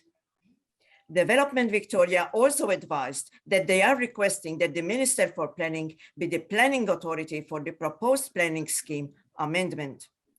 The local community is concerned about the proposed erosion of decision-making by council in relation to the planning and development of Curlee. At last month's council meeting, a number of community members asked public questions about our views. The questions clearly indicated that there is a heightened concern amongst the Curlee community that they would be cut out, and that we, as their representatives, would be cut out also of important decisions about the future of the local area. Both the planning and responsible authority roles generally sit with the local government under the Planning and Environment Act. These roles and responsibilities are a fundamental obligation of local government and of councillors as representatives of their local communities. My notice of motion seeks to make it clear to the Minister of Planning that we do not wish to give up our planning powers, that we see it as our obligation to continue to make decisions in relation to the ongoing development at Curlee and continue to be the planning and responsible authority for the area.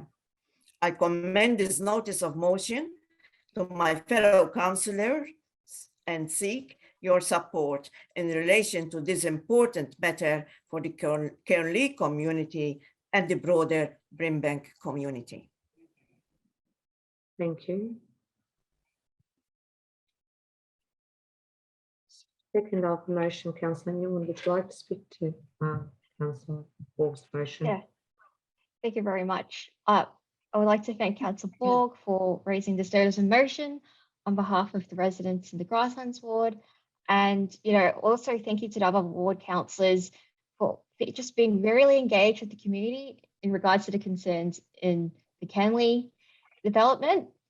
And yeah, it is concerning to us that the Development Victoria is trying to override council's usual authority in terms of planning and development for the area. And yeah, I just fully support Councillor Borg's motion to try keep council's control over planning in the local area. Thank you. Thank you. Would anyone else like to speak to this motion, councillors? Councillor Lancashire, and then Councillor Branton, and then Councillor Tarkos. Thank you, Madam Mayor. I would certainly like to thank Councillor Borg for raising this notice of motion, and would like to support the words also by Councillor Nguyen. The loss of planning and responsible authority powers to the state government on any site is unfortunate, because it does a couple of things. It removes the ability of the community to be engaged through their council in the planning process, and it also removes our ability to negotiate the best deal possible. As we know, with planning permits, we can, within the planning scheme, put conditions on permits and try and get better designs and things like that. When it comes to planning scheme amendments, however, we are usually in the box seat, because we can say yes or no. And if we say yes, we can say yes subject to what conditions. It really gives us an enormous amount of authority, power to negotiate the best deal for the community. Removing both of those leaves us fairly powerless and puts us in a very limited position of just being another submitter. And we've seen that this is seems to be increasing and is occurring right across Melbourne. So it is a worry to undertake this sort of practice, and I would certainly support this notice of motion. Thank you, Madam Mayor. Thank you. So we had Councillor Nguyen, Councillor Branton, Councillor Tarkos. So.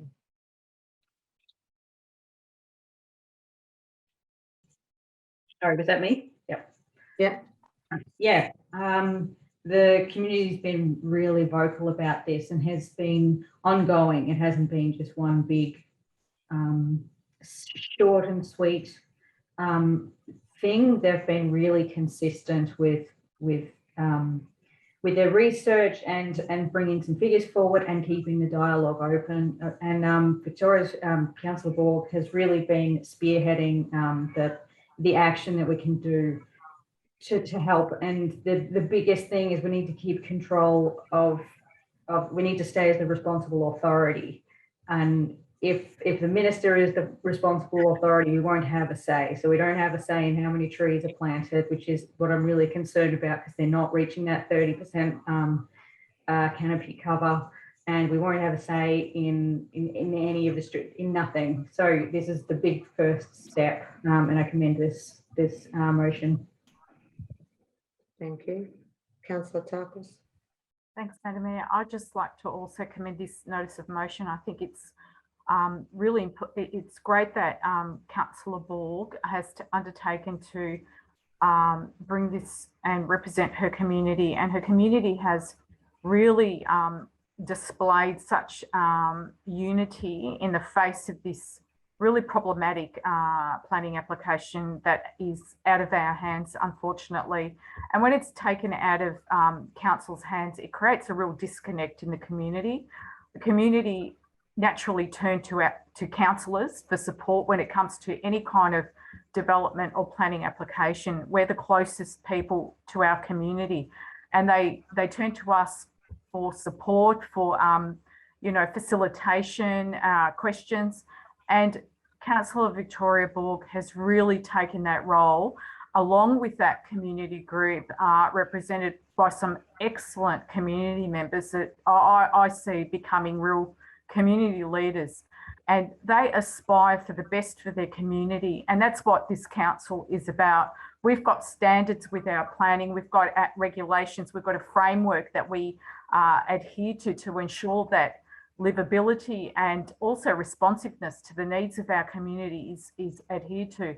But when it's taken out of our hands, we lose that control. We become subject to, plans that don't really respond to what the local community wants and needs. And and things can change as well with pandemics and other things that people don't necessarily want sports facilities that are outlined that they must have. So I commend this notice of motion. I think it goes to the heart of what we as councillors do. And I'd like to congratulate Councillor Victoria Borg and the great community effort and all the grassland councillors for this fantastic notice of motion. Thank you. Anyone else, councillors, wants to speak to Councillor Borg's notice of motion? Councillor Tui Dang. Thank you, Madam Mayor. I'll just take this opportunity to thank you, Councillor Victoria Borg, to move this motion and echo the other councillor that my councillor board work with the communities, and so I recommend this motion to all the councillors. Thank you. Thank you. Councillors, if anyone else wants to speak to it, can I put this motion to vote then? All in favour, please raise your hands. I declare this motion carried.